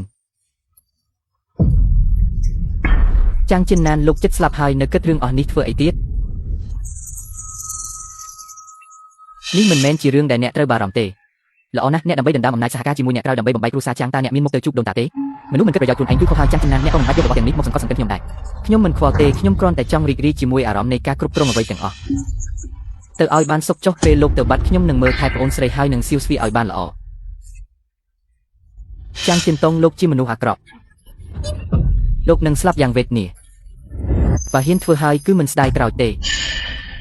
សៀវស្វីពេលខ្ញុំខ្លាចជាម្ចាស់គ្រួសារចាំងខ្ញុំនឹងរៀបការនាងឲ្យទៅគ្រួសារល្អមួយដល់ពេលនោះនៅអាចយកផលប្រយោជន៍ខ្លះមកឲ្យគ្រួសារចាំងយើងវិញទៀតចំណេញទាំងសងខាងយកសពទៅថាតើយកសពឬអត់ឆាប់នេះពួកឯងនឹងដឹងហើយប្រធានហ៊ានចុះដៃទៅបន្ទាប់ពីសម្រាប់ចាំងចិនណានហើយខ្ញុំនឹងឲ្យលោកទ្រព្យសម្បត្តិ1/3របស់គ្រួសារចាំងម្ចាស់គ្រួសារចាំងសុំទោសផងខ្ញុំក៏ដោយសារបង្ខំចិត្តដែរយីហ្វឹងពូកែម្លងច្បាស់ជាអាចជួយលោកតាបានពួកលោកមិនចង់ដឹងទេថាអ្នកណាជាអ្នកបន្សាបជាតិពលក្នុងខ្លួនខ្ញុំតើជានរណាតែអាចបន្សាបជាតិពលរបស់ខ្ញុំបានតាចាំងគឺខ្ញុំឯងជានរណាខ្ញុំជានរណាមិនសំខាន់ទេជីទូទៅពួកគេហៅខ្ញុំថាមនុស្សខូចឥឡូវខ្ញុំជាអង្គរៈរបស់ចាំងជីនស្វីលោកតាចាំងជានាយកចុះខ្ញុំបើសិនពួកគេមានរឿងអីតើអ្នកណាបងលុយឲ្យខ្ញុំអញ្ចឹងបើសិនពួកលោកចង់ធ្វើអាក្រក់ដាក់ពួកគេខ្ញុំនឹងមិនយល់ព្រមទេអង្គរៈតូចតាចម្នាក់ហ៊ានមកលុកដៃទីនេះធុញនឹងការរស់នៅមែនទេហាតើអ្នកបន្សាបជាតិពលនេះដោយរបៀបណាបន្សាបជាតិពលមិនមែនជារឿងសាមញ្ញទេប្រធានចាំងក៏និយាយច្រើនជាមួយគេនៅទីនេះលោកសម្រាប់ចាំងជាណានទៅខ្ញុំទៅចាប់មេនោះយកទៅវិញហើយសួរចម្លើយឲ្យដឹងមិនជឿថាសួរមិនចេញបើមិនប្រាប់អញ្ចឹងទុកឯងមិនបានទេហេគ្រាន់តែមានកម្រិតសៀនធាន2នាក់សោះក៏ហ៊ានមកប្រហើននៅមុខខ្ញុំដែរតើឯងជានរណាឯងធ្វើអីដាក់ខ្ញុំហេតុអ្វីកម្រិតមិនរួចអញ្ចឹង មិនអាចទេឯងគ្រាន់តែជាសន្តិសុខតូចតាចម្នាក់សោះហើយដើម្បីបានជាមានសមត្ថភាពខ្លាំងម្ល៉េះហ៊ានត្រួតត្រាពួកយើងទាំងពីរនាក់បានក្នុងមួយព្រឹកភ្នែកចាំងចិនតុងប្រធានហ៊ានមានពាក្យមួយឃ្លាតើពួកលោកមិនដឹងទេមនុស្សនៅមានអ្នកពូកែជាងភ្នំនៅមានភ្នំខ្ពស់ជាងសមត្ថភាពរបស់ទេវតាតូចមិនមែនពួកលោកអាចប្រៀបធៀបបានទេមានគេនៅខ្ញុំមើលថានរណាហ៊ានដោះស្រាយជាមួយគ្រួសារចាំងយើងលោកនិយាយថាចាំងចិនណានជានាយករបស់លោកគាត់ស្លាប់ទៅគ្មានអ្នកណាបងលុយឲ្យលោកទេគាត់ឲ្យប្រមាណសមាគមហ៊ីនីរបស់ខ្ញុំនឹងឲ្យលោកទេដងទេ5ដងចាំងចិនណានឲ្យលោកប្រមាណខ្ញុំនឹងឲ្យលោកទ្វេដងឲ្យតែលោកតាមខ្ញុំធានាលោកនឹងទទួលបានច្រើនជាងនេះយីវឹងសន្យាថានឹងការពារខ្ញុំច្បាស់ជាមិនដូចចិត្តទេលោកគ្រូធ្លាប់បង្រៀនខ្ញុំមនុស្សល្អស្រឡាញ់លុយត្រូវរកតាមផ្លូវត្រូវខ្ញុំទោះជាស្រឡាញ់លុយប៉ុន្តែក៏មិនមែនយកលុយអ្នកគ្រប់គ្នាដែរមែនហើយទេវតាតូចជាមនុស្សបែបណាតែគ្រាន់តែផលប្រយោជន៍បន្តិចបន្តួចរបស់ពួកលោកអាចបញ្ឆោតគាត់បានទេខ្ញុំប្រាប់ពួកលោកកុំសង្ឃឹមអី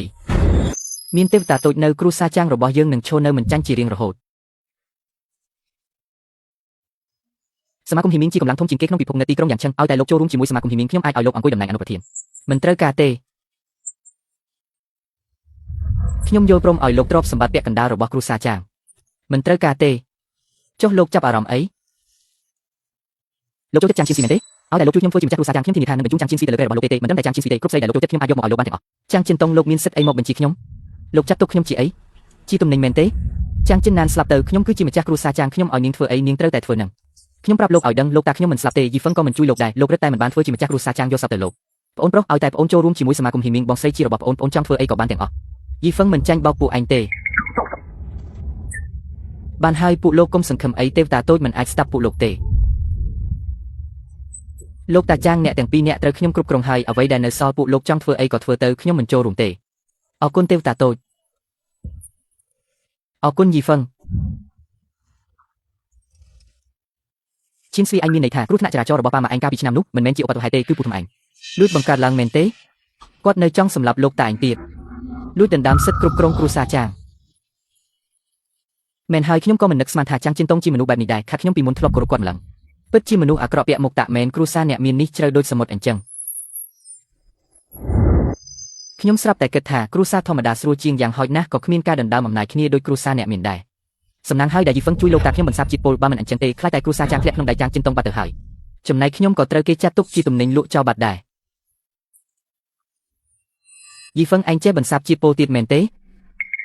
អូពេលនៅភ្នំធ្លាប់រៀនជាមួយលោកគ្រូខ្លះជាតិពលរបស់គាត់គឺខ្ញុំជាអ្នកបន្សាបអ្នកទាំងពីរខ្ញុំទៅងូតទឹកសិន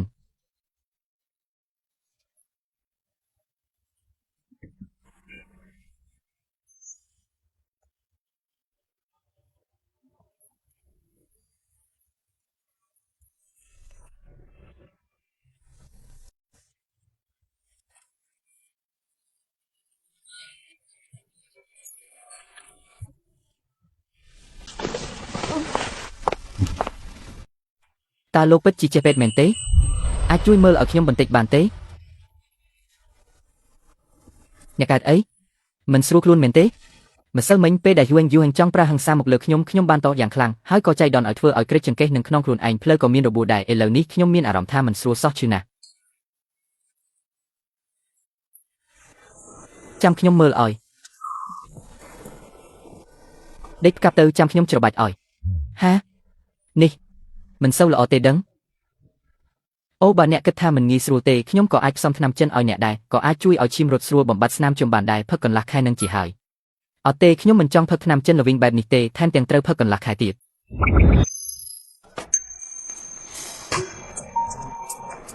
ពិតជាស្រួលខ្លួនមែនហេនឈើពួកគេឈានដល់ដំណាក់កាលនេះហើយមែនទេចុះខ្ញុំគិតយ៉ាងម៉េចទៅខ្ញុំមិនអាចប្រកល់យីវែងឲ្យយាយរៀងទេយីវែងបានប្រាប់ខ្ញុំតថាគាត់ត្រូវទទួលខុសត្រូវចំពោះខ្ញុំប៉ុន្តែបើខ្ញុំចេញទៅឥឡូវនេះតើនឹងមានអារម្មណ៍អៀនខ្មាស់ទេហើយមិនក៏ធ្វើនៅបន្ទប់ទទួលភ្ញៀវអីចឹងកំពុងធ្វើអីហ្នឹងហេនធូអ្នកងូតទឹកហើយពេលហួងយូហចង់ប្រើហិង្សាមកលើខ្ញុំម្សិលមិញខ្ញុំក៏ចៃដន្យឲ្យក្រិចចង្កេះទើបឲ្យយីវែងជួយច្របាច់ឲ្យតាមពិតគឺអញ្ចឹងសោះខ្ញុំស្មានតែពួកអ្នកស្មានថាអីគ្មានអីទេអ្នកប្រហែលជាមិនគិតថាខ្ញុំនិងយីវែងកំពុងធ្វើរឿងនោះទេដឹងអ្នកណាឲ្យអ្នកបញ្ចេញសម្លេងបែបនោះអូយបច្ចេកទេសម៉ាសារបស់គ្រូយីល្អពេកហើយមែនទេចឹងជួយម៉ាសាឲ្យខ្ញុំផងចៃដន្យឲ្យអីពីថ្ងៃនេះខ្ញុំធ្វើការហត់នឿយដែរមិនខ្លាចគេបំពេញទេអីទោះយ៉ាងណាក៏ធ្លាប់ធ្វើរឿងដែលលើសពីនេះទៅហើយមិនខ្លាចរឿងនេះទេអ្នកម៉ាសាលេខ66រីករាយនឹងបម្រើលោកស្រី យ៉ាងម៉េចដែរឆេនគឺស្រួលខ្លួនទេពិតជាស្រួលខ្លួនមែនយីវិញតើអ្នករៀនវាណីណាខ្ញុំរៀនពីគ្រូខ្ញុំនេះគេហៅថាម៉ាសាថ្នាំចិនអាចជួយឲ្យឈាមរត់ស្រួលបំបត្តិស្នាមឈាមបំបត្តិភាពនឿយហត់និងសម្រាករាងកាយចឹងចាប់ពីពេលនេះទៅជួយម៉ាសាឲ្យពួកយើងរាល់ថ្ងៃទៅចៃដល់ឲ្យពួកយើងធ្វើការហត់នឿយដែរបានប៉ុន្តែត្រូវបន្ថែមលុយអ្នកចូលចិត្តលុយម្លេះបានម៉ាសាឲ្យស្រីស្អាតពីរអ្នកចាត់ទុកថាចំណេញហើយនៅហ៊ានទាលុយទៀតនឹងហើយបើរឿងនេះលេចចេញទៅមិនដឹងជាមានមនុស្សប្រុសប៉ុន្មានអ្នកនៅយ៉ាងឆេងច្រណែនឈ្នានេះទេទឹកមាត់ម្នាក់មួយដំណក់អាចពន្លិចអ្នកបាននៅចង់បានលុយទៀតប៉ុន្តែខ្ញុំបញ្ចេញកម្លាំងពលកម្មដូច្នេះត្រូវតែបន្ថែមលុយអ្នកលោភលន់លុយអ្នកខ្វះលុយខ្លាំងណាស់មែនទេក្រោយពេលខ្ញុំចុះពីលើភ្នំមកខ្ញុំគ្មានលុយមួយកាក់មួយសេនចុកខ្លួនទេបើមិនបានជួបអ្នកនឹងតាចាស់ជាងទេខ្ញុំប្រហែលជាគ្មានបាយហូបផងចុះអ្នកចង់បានលុយច្រើនម្លេះយកទៅធ្វើអីគ្រូឲ្យខ្ញុំចុះពីលើភ្នំមកឪពុកម្ដាយបង្កើតដើម្បីបញ្ចប់ខ្សែនិស័យគ្មានលុយតើខ្ញុំរកពួកគាត់ដោយរបៀបណាចុះឪពុកម្ដាយអ្នកណីណាធ្វើការអីខ្ញុំមិននឹងដឹងកាលនោះគ្រូបានរើខ្ញុំចេញពីធុងសម្រាមបន្ទាប់មកក៏នាំខ្ញុំឡើងភ្នំហាត់រៀនជាមួយគាត់តាមពិតអ្នកគួរឲ្យអាណិតណាស់ត្រូវឪពុកម្ដាយបោះបង់តាំងពីតូចខ្ញុំមិនគិតថាខ្លួនឯងគួរឲ្យអាណិតទេខ្ញុំរកឪពុកម្ដាយបង្កើតខ្ញុំគឺគ្រាន់តែចង់សួរពួកគាត់ថាហេតុអ្វីបានជាបោះបង់ខ្ញុំចោលប៉ុន្តែទោះបីទទួលបានចម្លើយបែបណាក៏ដោយខ្ញុំនឹងទទួលយកដោយរីករាយបន្ទាប់មកខ្ញុំនឹងត្រឡប់ទៅហាត់រៀនជាមួយគ្រូខ្ញុំវិញ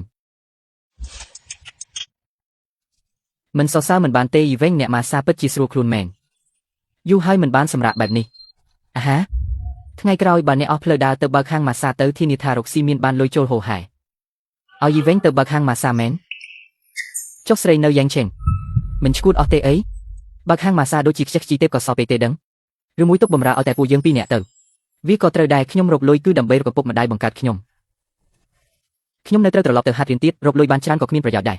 ចុះមិនក៏អ្នកតែងតែទារលុយពីខ្ញុំឥឡូវខ្ញុំគ្មានលុយទេមែនទេ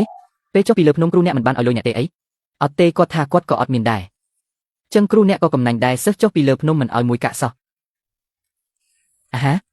មែនហើយលោកតាខ្ញុំថាពីថ្ងៃនេះយើងឆេងនឹងរៀបចំពិធីជប់លៀងមួយហាក់ដូចជាមានមនុស្សមកពីគ្រួសារធំមួយនៅមកយូមកទីនេះឲ្យខ្ញុំតំណាងត្រកូលយ៉ែងចូលរួមពួកយើងទាំងពីរនាក់ទៅជាមួយខ្ញុំទៅមនុស្សមកពីគ្រួសារធំនៅមកយូមកទីនេះមកយ៉ាងឆេងធ្វើអីខ្ញុំក៏មិនដឹងដែរយ៉ាងណាក៏ដោយគឺអាចកំបាំងណាស់លោកតាខ្ញុំថាកម្លាំងរបស់ពួកគេខ្លាំងណាស់ប្រាប់ពួកយើងថាទោះមានរឿងអ្វីក៏ដោយកុំទៅប្រមាថពួកគេឲ្យសោះសូមបង្ហាញសម្បត្តិអញ្ជើញបែបណាកញ្ញាយ៉ែងសូមអញ្ជើញចូល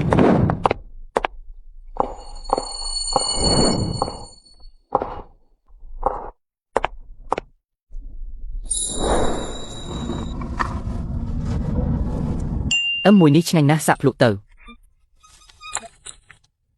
កញ្ញាយ៉ែងតើអាចផ្ដល់កិត្តិយសរំមួយបទបានទេសុំទោសខ្ញុំមិនចេះរំទេមិនអីទេចាំខ្ញុំបង្រៀនមិនបាច់ទេកញ្ញាសងតើអាចផ្ដល់កិត្តិយសរំមួយបទបានទេលោកមានន័យថាម៉េចអញ្ជើញឆេនឈូនាងមិនព្រមក៏មកអញ្ជើញខ្ញុំលោកចាត់ទុកខ្ញុំជាអ្វីជាជំរើសទី2មែនទេសុំទោសកុំមករំខានខ្ញុំគ្មានចំណាប់អារម្មណ៍រំជាមួយមនុស្សដូចលោកទេយេស៊ីងវិធីបដិសេធមនុស្សរបស់អ្នកនេះពិតជាធ្វើឲ្យគេរកកំហុសមិនឃើញមែនខ្ញុំមកទីនេះដើម្បីស៊ីផឹកហ្វ្រៃមិនមែនមកធ្វើអីទេមិនមែនមករំទេខ្ញុំមិនចង់រំជាមួយពួកគេទេចុះអ្នកចង់រំជាមួយនរណាយីវិញតើអ្នកចេះរំទេមិនចេះទេគ្រូមិនបានបង្រៀនទេចឹងចាំខ្ញុំបង្រៀនទេខ្ញុំមិនចង់រៀនទេ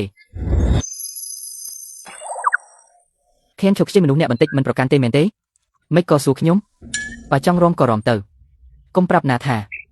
ខ្ញុំអាចខាត់គាត់មិនឲ្យរំ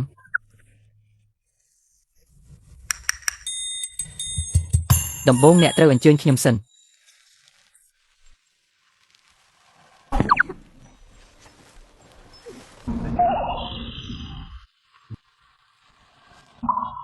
មនុស្សល្មមកម្មមិនឃើញខ្ញុំកំពុងខឹងទេអី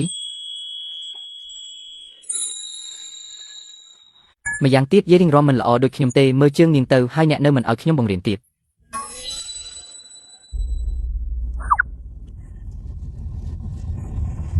កញ្ញាយ៉ែងតើអាចអញ្ជើញអ្នករំមួយបទបានទេមិនរំទេផ្ដល់គិតយកបន្តិចទៅចេញទៅឃើញមុខលោកគួរឲ្យធុញណាស់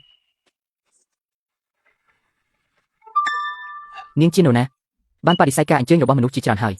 យ៉ែងធានជូមកពីគ្រួសារមួយក្នុងចំណោមគ្រួសារធំទាំង4នៅយ៉ាងឆេងជាចៅស្រីតែម្នាក់គត់របស់មេគ្រួសារយ៉ែងគឺលោកយ៉ែងហ្សាណានថែមទាំងត្រូវបានគេទទួលស្គាល់ថាជាស្រីស្អាតលេខ1នៅយ៉ាងឆេងទៀតផងស្រីស្អាតលេខ1នៅយ៉ាងឆេងគួរឲ្យចាប់អារម្មណ៍ណាស់យ៉ាងម៉េចលោកគ្រូលេខចាប់អារម្មណ៍មែនទេបំភ្លេចវាទៅលើកនេះខ្ញុំមកទីនេះមានរឿងសំខាន់ជាងមិនចង់បង្កបញ្ហាផ្សេងទេ លោកគ្រូលីកុំបារម្ភអីទោះបីគ្រូសាយ៉ែងជាគ្រូសាមួយក្នុងចំណោមគ្រូសាធំទាំង4នៅយ៉ាងឆេងក៏ដោយប៉ុន្តែកម្លាំងរបស់ពួកគេគឺនៅបាត់តារាងនៅយ៉ាងឆេងនេះគឺគ្រូសាមករបស់ខ្ញុំទេដែលជាអ្នកសម្រេចម្យ៉ាងទៀតថ្មីនេះគ្រូសាយ៉ែងមានបញ្ហាជាច្រើនពួកគេមិនហ៊ានទល់នឹងយើងទេប្រកាសជាគ្មានបញ្ហាទេមែនទេលោកគ្រូលីកុំបារម្ភអីនៅយ៉ាងឆេងនេះគ្មានរឿងអីដែលម៉ាមីងយកខ្ញុំធ្វើមិនបាននោះទេចឹងចាំបន្តិចទៀតនាំនាងមកណែនាំឲ្យស្គាល់ផងល្អមែនហើយលោកគ្រូលីខ្ញុំពិតជាចង់ដឹងណាស់តើមានរឿងអីទៅដែលសាក់សមលោកគ្រូធំលីមកដល់យ៉ាងឆេងដោយផ្ទាល់នោះខ្ញុំមកទីនេះគឺចង់រងចាំមនុស្សម្នាក់រងចាំមនុស្សរងចាំអ្នកណាលិនយួយខេងកូនស្រីច្បងគ្រូសាលិនដែលជាគ្រូសាលេខ1នៅម៉ូយូតាមពិតគឺជានាងសោះតើគាត់កំពុងធ្វើអ្វីនៅក្រុងយ៉ាងគេនិយាយថាកាលពី20ឆ្នាំមុនគ្រូសាត្រកូលលេនបានបាត់ក្មេងម្នាក់នៅក្រុងយ៉ាងដែលជាប្អូនប្រុសបង្កើតរបស់លេនយួយខេងឈ្មោះលេនវែងឥឡូវនេះពួកគេចង់ស្វែងរកគាត់ត្រឡប់មកវិញ20ឆ្នាំមុនមិនក៏រកមិនឃើញនៅពេលនោះគ្រូសាលេងស្ថិតក្នុងភាពចលាចលហើយនៅពេលដែលវាស្ងប់ស្ងាត់ប្រហែលជាង20ឆ្នាំមុនពួកគេបានមកក្រុងយ៉ាងដើម្បីស្វែងរកម្ដងហើយមានការរំខានជាខ្លាំងនៅពេលនោះប៉ុន្តែគួរឲ្យអាណិតដែលមិនមានតម្រុយអ្វីសោះឥឡូវនេះលោកតាចាស់គ្រូសាលេនមានបញ្ហាសុខភាពហើយប្រហែលជាមិនអាចរស់បានយូរទេបំណងប្រាថ្នាដ៏ធំបំផុតរបស់គាត់គឺចង់ឃើញលេនវែងលេនយូយធេងចង់ជួយលោកតាឲ្យសម្រេចបំណងរបស់គាត់ដូច្នេះគាត់ហ៊ាននឹងមកក្រុងយ៉ាងម្ដងទៀតដើម្បីស្វែងរកប្អូនប្រុសរបស់គាត់ដែលបាត់ខ្លួនជាយូរមកហើយគឺអញ្ចឹងសោះប៉ុន្តែ20ឆ្នាំហើយរកមិនឃើញទេពេលនេះប្រហែលជារកមិនឃើញទៀតទេរកបានឬមិនបានគឺជារឿងមួយប៉ុន្តែយើងត្រូវតែខិតខំឲ្យអស់ពីសមត្ថភាពយល់ហើយដូច្នេះហើយបានជាលោកម្ចាស់វ័យក្មេងឡាយមកក្រុងយ៉ាងជាមុនសិនដើម្បីពិនិត្យមើលស្ថានភាពសម្រាប់កញ្ញាលេងប្រសិនបើខ្ញុំអាចជួយលេងយូវីថេងរកប្អូនប្រុសរបស់គាត់ឃើញនោះអាពាហ៍ពិពាហ៍រវាងគ្រូសាឡាយរបស់ខ្ញុំនិងគ្រូសាលេននឹងបានជោគជ័យពាក់កណ្ដាលគ្រាន់តែថាតើប្អូនថ្លៃប្រុសដែលបាត់ខ្លួនជាច្រើនឆ្នាំរបស់ខ្ញុំនៅមានជីវិតឬអត់មិនឆ្ងល់ទេដែលលោកម្ចាស់វ័យក្មេងឡាយមិនចង់បង្កើតបញ្ហាបន្ថែមលោកប្រុសឡាយកុំបារម្ភអីចាំមើលតែខ្ញុំចាត់ការរឿងនេះជូនលោកឲ្យច្បាស់លាស់ទៅបានហើយយីវែងអាចគួរយីវែងអសយីវែងយេរៀងជាមិត្តសម្លាញ់របស់ខ្ញុំតើខ្ញុំអាចបដិសេធនាងដោយរបៀបណាចុះអ្នកអាចបដិសេធគាត់បានទេខេនខូម៉ែមីងយោមិនក៏នៅម្នាក់ឯងយេរៀងកំពុងបង្រៀនគាត់រំតើអញ្ចឹងពួកយើងទៅដើរលេងនៅទីនោះទៅទេខ្ញុំត្រូវរងចាំគាត់តោះទៅនៅម្នាក់ឯងគួរឲ្យធុញណាស់ខ្ញុំនឹងនាំអ្នកទៅស្គាល់មនុស្សធំមកពីម៉ូយូអសយីវែងអញមកការពារខ្ញុំមិនអញ្ចឹងមានស្រីស្អាតរំក៏ភ្លេចអស់ហើយបើខ្ញុំបាត់ទៅចាំមើលអញភ័យអត់អញ្ចឹងក៏បានលោកប្រុសឡាយនេះគឺយ៉ាងធៀងខូដែលជាស្រីស្អាតលេខ1នៅក្រុងយ៉ាងហៀនខូនេះគឺជាលោកម្ចាស់វ័យក្មេងគ្រូសាឡាយដែលមកពីទីក្រុងម៉ូយូសួស្ដីកញ្ញាខៀនខូពិតជាស្រីស្អាតលេខ1នៅក្រុងយ៉ាងមែនស្អាតជាងស្រីធម្មតានៅទីក្រុងម៉ូយូទៅទៀតពេលដែលលោកប្រុសម៉ែប្រាប់ខ្ញុំមិនជឿទេប៉ុន្តែថ្ងៃនេះបានជួបខ្ញុំជឿហើយអរគុណសម្រាប់ការសរសើរហៀនខូលោកប្រុសឡាយបានកោតសរសើរអ្នកយូរមកហើយតោះអង្គុយចុះជេរគ្នាមិនបាច់ទេអ្នកជេរគ្នាទៅខ្ញុំមានណាត់ជាមួយមិត្តភ័ក្តិហើយកញ្ញាខៀនខូមិនផ្ដល់មុខមាត់ឲ្យខ្ញុំសោះទៅខ្ញុំគ្រាន់តែមិនសូវចូលចិត្តនៅជាមួយមនុស្សប្លែកមុខស្គាល់គ្នាបន្តិចទៅក៏លែងប្លែកមុខហើយលោកតាស្លប់ប្រាប់ជាមុនហើយថាកុំឲ្យអាអន់ចិត្តដល់មនុស្សធំមកពីម៉ូយូគ្រូសាយ៉ែងមិនទាន់ងើបឡើងវិញទេមិនអាចឲ្យគាត់ខកចិត្តបានឡើយអញ្ចឹងក៏បានអង្គុយចុះត្រូវហើយគឺអញ្ចឹងឯងដែមខាងកាន់ដៃខ្ញុំឯដែមខាងទៀតអប់ចង្កេះខ្ញុំរួចរំកិលតាមជំហានរំរបស់ខ្ញុំងាយស្រួលទេគឺអញ្ចឹងមែនទេអូយកុំបោះជំហានធំពេកងាយនឹងជន់ជើងខ្ញុំណាស់អូសុំទោសលើកទី1ហើយហាត់ឲ្យបានច្រើនទៅគឺល្អហើយ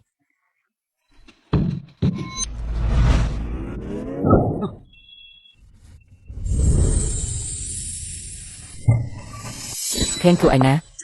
បងស្រីឆែងខូមិនក៏បាត់ទៅណាហើយមានរឿងអីបងស្រីឆែងគូនេះបាត់ខ្លួនហើយមិនអីទេទីនេះប្រមូលផ្ដុំទៅដោយមនុស្សជាន់ខ្ពស់ភាគច្រើននៅក្រុងយ៉ាងមិនមានរឿងអីកើតឡើងទេឆែងឈប់ប្រហែលជាទៅជែកលេងជាមួយអ្នកស្គាល់គ្នាហើយមិនបានទេខ្ញុំមិនអាចឲ្យនាងពីខ្សែភ្នែករបស់ខ្ញុំឡើយបើមិនអញ្ចឹងទេខ្ញុំមិនអាចការពារនាងបានទេក៏បានអញ្ចឹងយើងបែកគ្នាទៅរកត្រូវតែរកឆែងខូឲ្យឃើញឆាប់ខេនខូកញ្ញាខេនខូកញ្ញាខេនខូខេនខូសុំទោសរកឃើញទេអត់ទេប៉ុន្តែយីវែងអ្នកកុំបារម្ភអីពិធីជប់លៀងបែបនេះជាទូទៅមានបន្ទប់វេបដើម្បីងាយស្រួលឲ្យអ្នករាល់គ្នាទំនាក់ទំនងនិងសហការគ្នាឈានខូមិនបានសុំជំនួយពីអ្នកទេនាងប្រហែលជាទៅជាមួយអ្នកស្គាល់គ្នាហើយអញ្ចឹងក៏ទៅប្រញាប់រកនាងឲ្យឃើញដែរកុំបារម្ភខ្ញុំទៅសួរអ្នករៀបចំកម្មវិធីប្រហែលជារកនាងឃើញហើយនរណាជាអ្នករៀបចំកម្មវិធីលោកម្ចាស់វ័យក្មេងមកមានជាគ្រូសាដែលជាគ្រូសាមួយក្នុងចំណោមគ្រូសាធំទាំង4នៅក្រុងយ៉ាងហើយជាគ្រូសាដែលមានអំណាចជាងគេគ្រូសាយ៉ាងនិងគ្រូសាម៉ែតែងតែមានទំនាក់ទំនងល្អខេនឈប់ប្រកាសជាមិនមានរឿងអីទេអូខេតោះទៅរកគាត់ហ៊ានខូលថាថ្មីនេះលោកតារបស់អ្នកពលហើយកំពុងស្វែងរកអ្នកដោះស្រាយជាតិពលទូទាំងទីក្រុងចាស់មែនហើយក្រុងយ៉ាងជាកន្លែងតូចរកមិនឃើញទេដូរទីកន្លែងទៅរកនៅទីក្រុងម៉ូយូវិញទៅម៉ូយូគឺជាទីក្រុងអន្តរជាតិដ៏ធំមួយហើយចៃដន្យលោកប្រុសលេក៏នៅម៉ូយូដែរហើយគាត់មានឥទ្ធិពលមិនតូចទេនៅទីនោះសូមឲ្យលោកប្រុសលេជួយប្រកាសជាមិនមានបញ្ហាទេឲ្យតែកញ្ញាខៀនឈូបើកមាត់និយាយខ្ញុំមិនអាចបដិសេធបានទេអរគុណមិនបាច់ទេហ ហេនធូតាមដែលខ្ញុំដឹងស្ថានភាពរបស់គ្រួសារយ៉ាងថ្មីនេះមិនសូវល្អទេមានទាំងការកើនឡើងនៃចំនួនផ្ទៃក្នុងនិងការគំរាមកំហែងពីគ្រួសារយួននៅខាងក្រៅយ៉ាងណាមិញអ្នកបានធ្វើឲ្យយួនពីការទៅហើយគ្រួសារយួនប្រកាសជាមិនព្រមជប់ត្រឹមនឹងទេពួកយើងនឹងដោះស្រាយវាហេនធូកុំបន្ទោសខ្ញុំដែលនិយាយមិនពីរោះស្ដាប់គ្រួសារយ៉ាងរបស់ពួកឯងឥឡូវពឹងផ្អែកតែលើលោកតាឯងម្នាក់គត់ពេលដែលលោកតាឯងស្លាប់ទៅគ្រួសារយ៉ាងនឹងក្លាយជាចំណីដ៏ឆ្ងាញ់នៅក្នុងក្រសែភ្នែករបស់កម្លាំងជាច្រើនហើយមិនយូរប៉ុន្មាននឹងត្រូវគេបែងចែកអស់មិនខានខ្ញុំក៏មិនចង់ឃើញគ្រួសារយ៉ាងត្រូវវិនាសដែរម៉ែមិញយាតាអញចង់និយាយពីអ្វីឲ្យប្រាកដកុំនិយាយវៀងវៃអញ្ចឹងខ្ញុំនិយាយត្រង់តែម្ដងទៅអ្នកនិយាយមកឥឡូវនេះមានឱកាសមួយដែលធ្វើឲ្យគ្រួសារយ៉ាងមានស្ថិរភាពដោយភ្នំថេនៅក្រុងយ៉ាងសំបីតែឈានមួយជំហានទៀតដើម្បីវាដាច់គ្រួសារពីរទៀតហើយក្លាយជាគ្រួសារធំទី2នៅក្រុងយ៉ាងវាអាស្រ័យលើថាតើអញអាចចាប់យកវាបានឬអត់ឱកាសអ្វីក្លាយជាអ្នកចំណុះរបស់លោកប្រុសឡើយសំទោសគ្រួសារយ៉ាងរបស់យើងមិនចាំបាច់ក្លាយជាអ្នកចំណុះរបស់អ្នកណានោះទេហ៊ានទូអ្នកប្រហែលជាយកខុសហើយមិនមែនគ្រួសារយ៉ាងទេគឺជាអ្នកខ្ញុំមិនហើយឲ្យតែអញក្លាយជាអ្នកចំណុះរបស់លោកប្រុសលេខគ្រួសារយ៉ាងអាចក្លាយជាគ្រួសារធំទី2នៅក្រុងយ៉ាងភ្លាមបន្ទាប់ពីគ្រួសារមករបស់ខ្ញុំហើយមានការគ្រប់គ្រងពីលោកប្រុសឡើយបញ្ហាដែលគ្រួសារយ៉ាងកំពុងប្រឈមមុខនៅពេលនេះនឹងលែងជាបញ្ហាទៀតហើយចុះអ្នកត្រូវការឲ្យខ្ញុំធ្វើអ្វីមិនចាំបាច់ធ្វើអ្វីទេគ្រាន់តែកំដៅលោកប្រុសឡើយម្ដងម្កាលធ្វើឲ្យគាត់សប្បាយចិត្តទៅបានហើយសុំទោសគ្រួសារយ៉ាងមិនត្រូវការជំនួយពីអ្នកទេហើយយ៉ាងធានថោខ្ញុំក៏នឹងមិនក្លាយជាអ្នកចំណុះរបស់អ្នកណាដែរខ្ញុំជាមនុស្សមិនមែនជាទំនិញទេធានថោអ្នកគិតឲ្យច្បាស់ម្ដងទៀតទៅរឿងនេះមិនមានផលអាក្រក់សម្រាប់អ្នកទេមិនបាច់គិតទេខ្ញុំបដិសេធ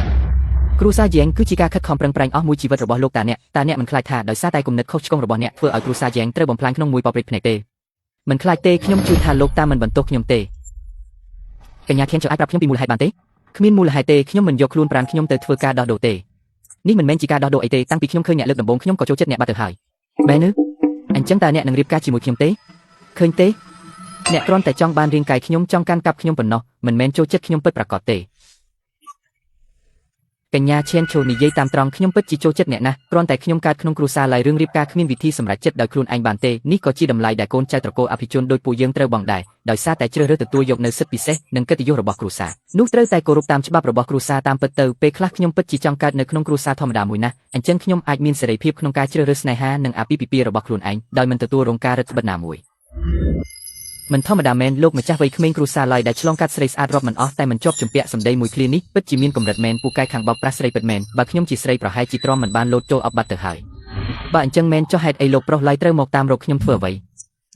ក្រៅពីយាបការអ្វីដែលកញ្ញាឈានខោចង់បានគ្រាន់តែនិយាយមកខ្ញុំអាចឲ្យអ្នកបានទាំងអស់ហើយខ្ញុំធានាថាឋានៈគ្រួសារយ៉ាងនៅក្រុងយ៉ាងប្រកាសជានឹងកើនឡើងខ្ពស់មិនខានសុំទោសលោកប្រុសឡើយខ្ញុំគិតថាមនុស្សពីរនាក់នៅជាមួយគ្នាគួរតែមានគោលបំណងរៀបការដោយសារខ្ញុំមិនអាចបំពេញតាមតម្រូវការរបស់អ្នកទេអញ្ចឹងយើងមិនចាំបាច់ខ្ជះខ្ជាយពេលវេលានៅទីនេះទេកញ្ញាឈានជោគខ្ញុំពិតជាចូលចិត្តអ្នកណាស់អាចឲ្យឱកាសមួយបានទេមនុស្សដូចជាលោកប្រុសលេគួរតែមិនខ្វះស្រីស្អាតនៅក្បែរខ្លួននោះទេពួកគេសុទ្ធតែជាស្រីធម្មតាមិនអាចប្រៀបធៀបជាមួយអ្នកបានទេសុំទោសខ្ញុំមិនចង់ខ្លាចជារបស់បន្ថែមរបស់អ្នកណាទេខៀនធូគិតឲ្យច្បាស់ម្ដងទៀតទៅមិនបាច់គិតទេខ្ញុំមិនយល់ព្រមទេលីហើយឈៀនស៊ីនិយាយគ្នាម្ដងទៀតមកមិនចាំបាច់ទេមិត្តខ្ញុំកំពុងចាំខ្ញុំម៉ាមីងយូអញចង់ធ្វើអីឈៀនស៊ីខ្ញុំធ្វើបែបនេះគឺដើម្បីតែល្អសម្រាប់នាងទេខ្ញុំប្រាប់ហើយថាមិនត្រូវការទេសូមអនុញ្ញាតឲ្យខ្ញុំចាក់ចេញទៅសុំទោសថ្ងៃនេះនាងប្រហែលជាទៅមិនបានទេអញចង់ធ្វើអីខ្ញុំបានសន្យាជាមួយលីសាវដើម្បីជួយយកនាងឲ្យគេនាងចាក់ចេញទៅតើឲ្យខ្ញុំយកមុខទៅទុកឯណា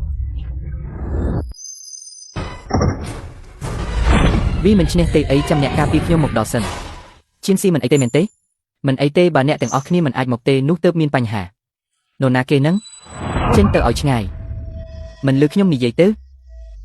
ខ្ញុំនឹងនិយាយវាម្ដងទៀតចេញឲ្យឆ្ងាយបើមិនដូច្នេះទេកុំចាក់ចេញឲ្យសោះម៉ាមីងយូពួកគេគឺជាមិត្តរបស់ខ្ញុំមកតាមរកខ្ញុំ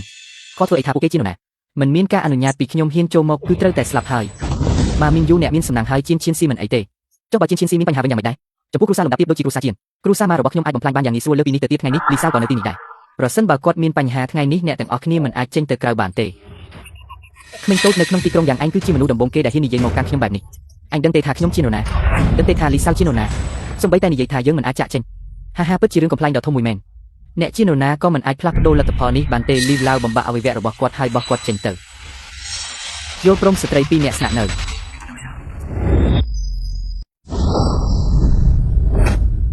កំពូលអ្នកប្រយុទ្ធវ័យក្មេងតើលោកប្រកាសទេថាលោកចង់ធ្វើបែបនេះ កូនចៅរបស់ខ្ញុំគឺជានរណាម្នាក់ដែលពីប្រពន្ធហាក់ដូចជាមិនធ្លាប់ពីប្រពន្ធនេះសោះខ្ញុំសួរលោកម្ដងទៀតតើលោកប្រកាសជាចង់ធ្វើបែបនេះមែនទេចៅវាយវ័យក្មេងរបស់ខ្ញុំទើបតែនិយាយវាតាមធម្មតាមិនចង់ធ្វើជាស្រូវរបស់អ្នកទេលើកទី1ហើយដែលប្រតិបត្តិបញ្ជារបស់ខ្ញុំនៅតែសួរខ្ញុំត្រឡប់មកវិញតើវាអាចថាកម្លាំងរបស់គាត់គឺខ្លាំងជាងលីវឡាវទៅទៀតធ្វើឲ្យគាត់ច្រណែនតើវាអាចទៅរួចយ៉ាងដូចម្ដេចលីវឡាវគឺជាកម្ពុជាអ្នកប្រយុទ្ធតើមានកម្ពុជាអ្នកប្រយុទ្ធវ័យក្មេងបែបនេះនៅលើโลกយ៉ាងដូចម្ដេចឈៀនស៊ីដាំឡើយខ្ញុំចង់ផ្ដល់ឱកាសឲ្យអ្នកហោះហើរខ្ពស់មិននឹកស្មានថាអ្នកមិនចេះស្រឡាញ់ថ្នាក់ថ្នមសូម្បីតែខឹងលីសាវគ្រួសារជៀនរបស់អ្នកគ្រាន់តែរងចាំការបំផ្លាញនៅក្នុងឈីងខេវាជាវាសនាអញ្ចឹងខ្ញុំនឹងបំពេញឲ្យឯងយេហ្វឹងកុំយេហ្វឹងម៉ាមីងយូគឺខុសគ្នាស្រឡះពីហាងយូហ៊ានអំណាចគ្រួសារម៉ាគឺខ្លាំងជាងគ្រួសារហាងប្រសិនបើអ្នកប៉ះគាត់នាពេលអនាគតយើងនឹងស្ទើរតែគ្មានកន្លែងឈរនៅក្នុងទីក្រុងយ៉ាងគ្រួសារជៀនក៏នឹងមានជាប់ពាក់ព័ន្ធផងដែរខ្ញុំអាចដើរចេញបានប៉ុន្តែពួកគេនៅតែត្រូវរស់នៅក្នុងទីក្រុងយ៉ាងគ្រាន់តែចាត់ទុកវាថាមិនអីទេយល់ព្រមខ្ញុំសូមប្រាប់អ្នករាល់គ្នាប្រសិនបើអ្នកហ៊ានប៉ះឈៀនស៊ីម្ដងទៀតខ្ញុំប្រកាសជានឹងផ្ដល់រង្វាន់ដល់អ្នកដោយកណ្ដាប់ដៃរបស់ខ្ញុំតោះទៅពិតមាត់លីសាវហេតុអ្វីឲ្យពួកគេចាក់ចេញអ្នកដឹងទេអំបញ្ញមិញនេះអ្នកដើរកាត់ទ្វារខ្មោចម្ដងហើយតើអ្នកមានន័យយ៉ាងណាបើខ្ញុំទីមិនខុសទេយុវជនឈ្មោះយេហ្វឹងគួរតែជាកម្ពុជាអ្នកប្រយុទ្ធវ័យក្មេងត្រូវទេលីវឡាវមកខាងទៀតពិតជាកម្ពុជាអ្នកប្រយុទ្ធវ័យក្មេងមែនទើបខ្ញុំមិនវាប្រហារអំបញ្ញមិញនេះព្រោះខ្លាចវាគ្នាមិនអាចការពារចៅហ្វាយវ័យក្មេងបានតើវាអាចទៅរួចយ៉ាងម៉េចទៅតើគាត់អាចជាកម្ពុជាអ្នកប្រយុទ្ធយ៉ាងដូចម្ដេចមិនខុសទេពិតជាកម្ពុជាអ្នកប្រយុទ្ធវ័យក្មេងគ្រាន់តែឆ្ងល់ថាតើគ្រួសារជៀនរកបានកម្ពុជាអ្នកប្រយុទ្ធវ័យក្មេងបែបនេះនៅណាមិននឹកស្មានថាហ៊ានលោកបំបត្តិខាងយូហ៊ានដោយតសោះអញ្ចឹងតើទើបពួកគេមានការគ្រប់គ្រងនេះគ្រាន់តែដល់អារម្មណ៍ឲ្យខ្ញុំសូម្បីតែគ្រោះថ្នាក់ជាងកម្ពុជាអ្នកប្រយុទ្ធទៅទៀតអ្វីដែលគួរឲ្យខ្លាចបំផុតនោះមិនមែនជាយុវជនម្នាក់នោះទេគឺអ្នកដែលនៅពីក្រោយគាត់តើមនុស្សប្រភេទណាទើបអាចបណ្ដុះកម្ពុជាអ្នកប្រយុទ្ធវ័យក្មេងបានយេហ្វឹងឯងប្រហែលមិនខឹងខ្ញុំទេមែនទេហេតុអ្វីខ្ញុំត្រូវខឹងឯងខ្ញុំខត់មិនឲ្យឯងវីគេខឹងរឿងអីទៅកុំទុកក្នុងចិត្តអីខ្ញុំមិនខ្វល់ទេឯងមិនខឹងគឺល្អហើយខ្ញុំខ្លាចឯងខឹងហើយមិនអើពើនឹងខ្ញុំធ្វើម៉េចនឹងកើតទៅអរគុណនេះជាអ្វីដែលខ្ញុំគួរធ្វើឈៀនសៀយើងទើបតែធ្វើបាបគ្រួសារម៉ានិងលីសាវនោះយើងចាក់ចេញឲ្យលឿនទៅប្រសើរជាងឈៀនសៀយ៉ាទីងយូរហើយមិនជួបវៃមិនឯងនៅទីនេះវៃទៅមកដល់មិនខ្ញុំមិនឃើញឯងខ្ញុំកំពុងជាជាមួយបងប្អូនស្រីពីរនាក់នៅទីនោះតោះទៅជិះគ្នាលេងអូទេយើងហៀបនឹងចេញទៅហើយអូយខានជួបគ្នាយូរហើយទីបំផុតបានជួបគ្នាតោះទៅនិយាយគ្នាជាធម្មតាអ្នកគ្រប់គ្នារវល់ខ្លាំងណាស់ពួកយើងជាមនុស្សស្រីជេរគ្នាមនុស្សប្រុសដូចជាឯងមិនគួរមកជាមួយទេធានាថាយើងជាមិត្តល្អគ្រាន់តែនិយាយគ្នាលេងធម្មតាឯងចាំខ្ញុំនៅទីនេះយល់ពោមឈៀនស៊ីតោះទៅបន្ទប់ទឹកជាមួយគ្នាខ្ញុំមានរឿងសំខាន់ត្រូវប្រាប់ឯងយល់ពោមបើអញ្ចឹងខ្ញុំទៅដែរយ៉ាទីងចាំនៅទីនេះសិនយើងមានរឿងសំខាន់មិនអីទេខ្ញុំនឹងត្រឡប់មករកឯងវិញតោះទៅ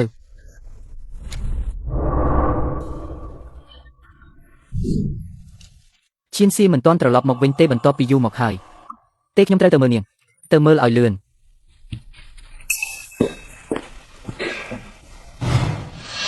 ឈៀនស៊ីមានរឿងអីមែនទេយេហ្វឹងមិនល្អទេអូកុំទាន់ញ៉ាំអីតើមានរឿងអ្វីកើតឡើងឈៀនស៊ីបាត់ខ្លួនហើយតើអ្នកមិនដឹងថាពួកគេនៅជាមួយគ្នាទេស៊ូវៃបាននិយាយថាមានរឿងសំខាន់ចង់ប្រាប់នាងរួចគេក៏ទៅបន្ទប់ទឹកក៏មិនបានត្រឡប់មកវិញទេចុះស៊ូវៃនោះវិញនាងក៏បាត់ខ្លួនដែរទូរស័ព្ទទេមិនចូលទេឬមួយនាងត្រូវម៉ាមីងយូចាប់យកទៅរកពួកគេ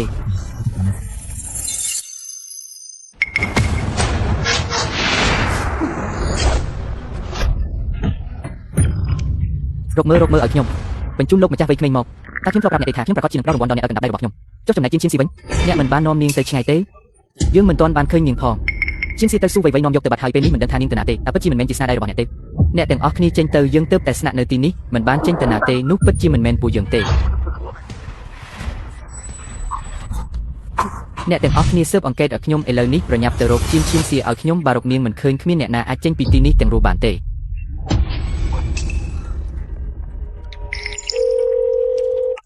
អាឡូឆែកមើលទីតាំងជាក់លាក់របស់ឈៀនស៊ីឲ្យខ្ញុំបាទចៅហ្វាយវ័យក្មេងតើមនុស្សនេះជានរណាសូម្បីតែលីវឡាវក៏មិនមែនជាគូប្រកួតរបស់គេក្នុងការវាយមួយក្បាច់ដែរឬមួយអាចជាកម្ពុជាអ្នកប្រយុទ្ធគ្រូសាជៀនតើពួកគេបានរកឃើញមនុស្សចម្លែកបែបនេះនៅណាស្ទើរតែសម្រាប់គាត់អំបញ្ញមិញនេះនិយាយមកកុំខ្លាចអីចៅហ្វាយវ័យក្មេងឈៀនស៊ីត្រូវបានមនុស្សរបស់គ្រូសាហាងចាប់យកទៅទីតាំងនៅណានៅក្នុងរោងចក្រអេតចៃនៅក្រៅទីក្រុងឈៀនស៊ី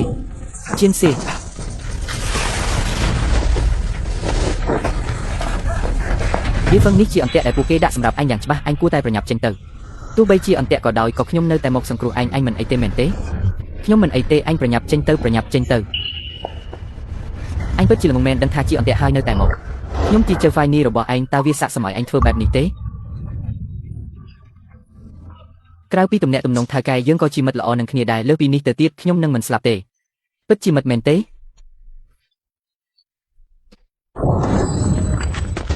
រឿងល្ខោនអារម្មណ៍ល្អមែនរបួសរបស់ហាងយូហ៊ៀនគឺខ្ញុំជាអ្នកវាយបើឯងមានក្បាច់អីចូលមកចុះហាងយូហ៊ៀនបានមកក្រុមហ៊ុនរបស់យើងដើម្បីបង្កើតបញ្ហាគាត់បានប្រើកម្លាំងដើម្បីបង្ខំប្រឆាំងនឹងយ៉ាទីងយេហ្វិនគឺខ្ញុំជាអ្នកបញ្ជាឲ្យគាត់ពីប្រហារឲ្យគាត់ទៅខ្ញុំជាអ្នកទទួលខុសត្រូវអ្នកទាំងពីរមិនចាំបាច់ជួបគ្នាទេគ្មានអ្នកណាម្នាក់អាចចាក់ចេញបានទេកូនប្រុសខ្ញុំកំពុងដេកលើគ្រែឥឡូវនេះខ្លាចជាមនុស្សរកជាតិថាតើគាត់អាចញាក់ពីដំណេកក្នុងជីវិតនេះបានឬអត់ជាសំណួរឯងនឹងឬស្គលគ្រូសារបស់យើងដើម្បីធ្វើឲ្យអ្នកចំណាយតម្លៃខ្លាចទេកុំខ្លាចអីអញ្ចឹងគ្រាន់តែស្ដាប់ខ្ញុំទៅបិទភ្នែករបស់អ្នកឲ្យបានល្អ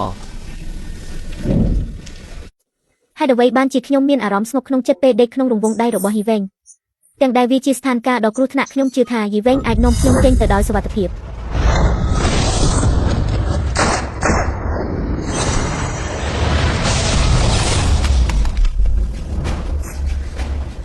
នេះមិនមែនជា Chanchan ទេគាត់គឺជា Grand Master ដឹងយឺតពេលហើយមិនអីទេឥឡូវនេះ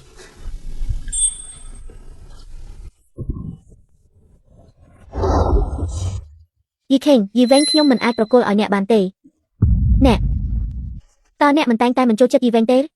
តែងតែគិតថាគាត់ជាមនុស្សពៀមែនទេឥឡូវខ្ញុំចូលចិត្តគាត់ហើយធ្វើជាមនុស្សពៀក៏មិនមានអ្វីអាក្រក់ដែរចុះខ្ញុំតែងតែចូលចិត្តគាត់តើខ្ញុំគួរធ្វើដូចម្ដេច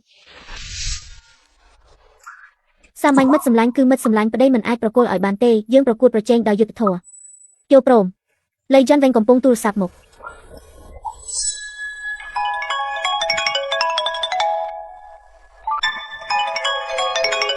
អាឡូបងស្រីយីខេង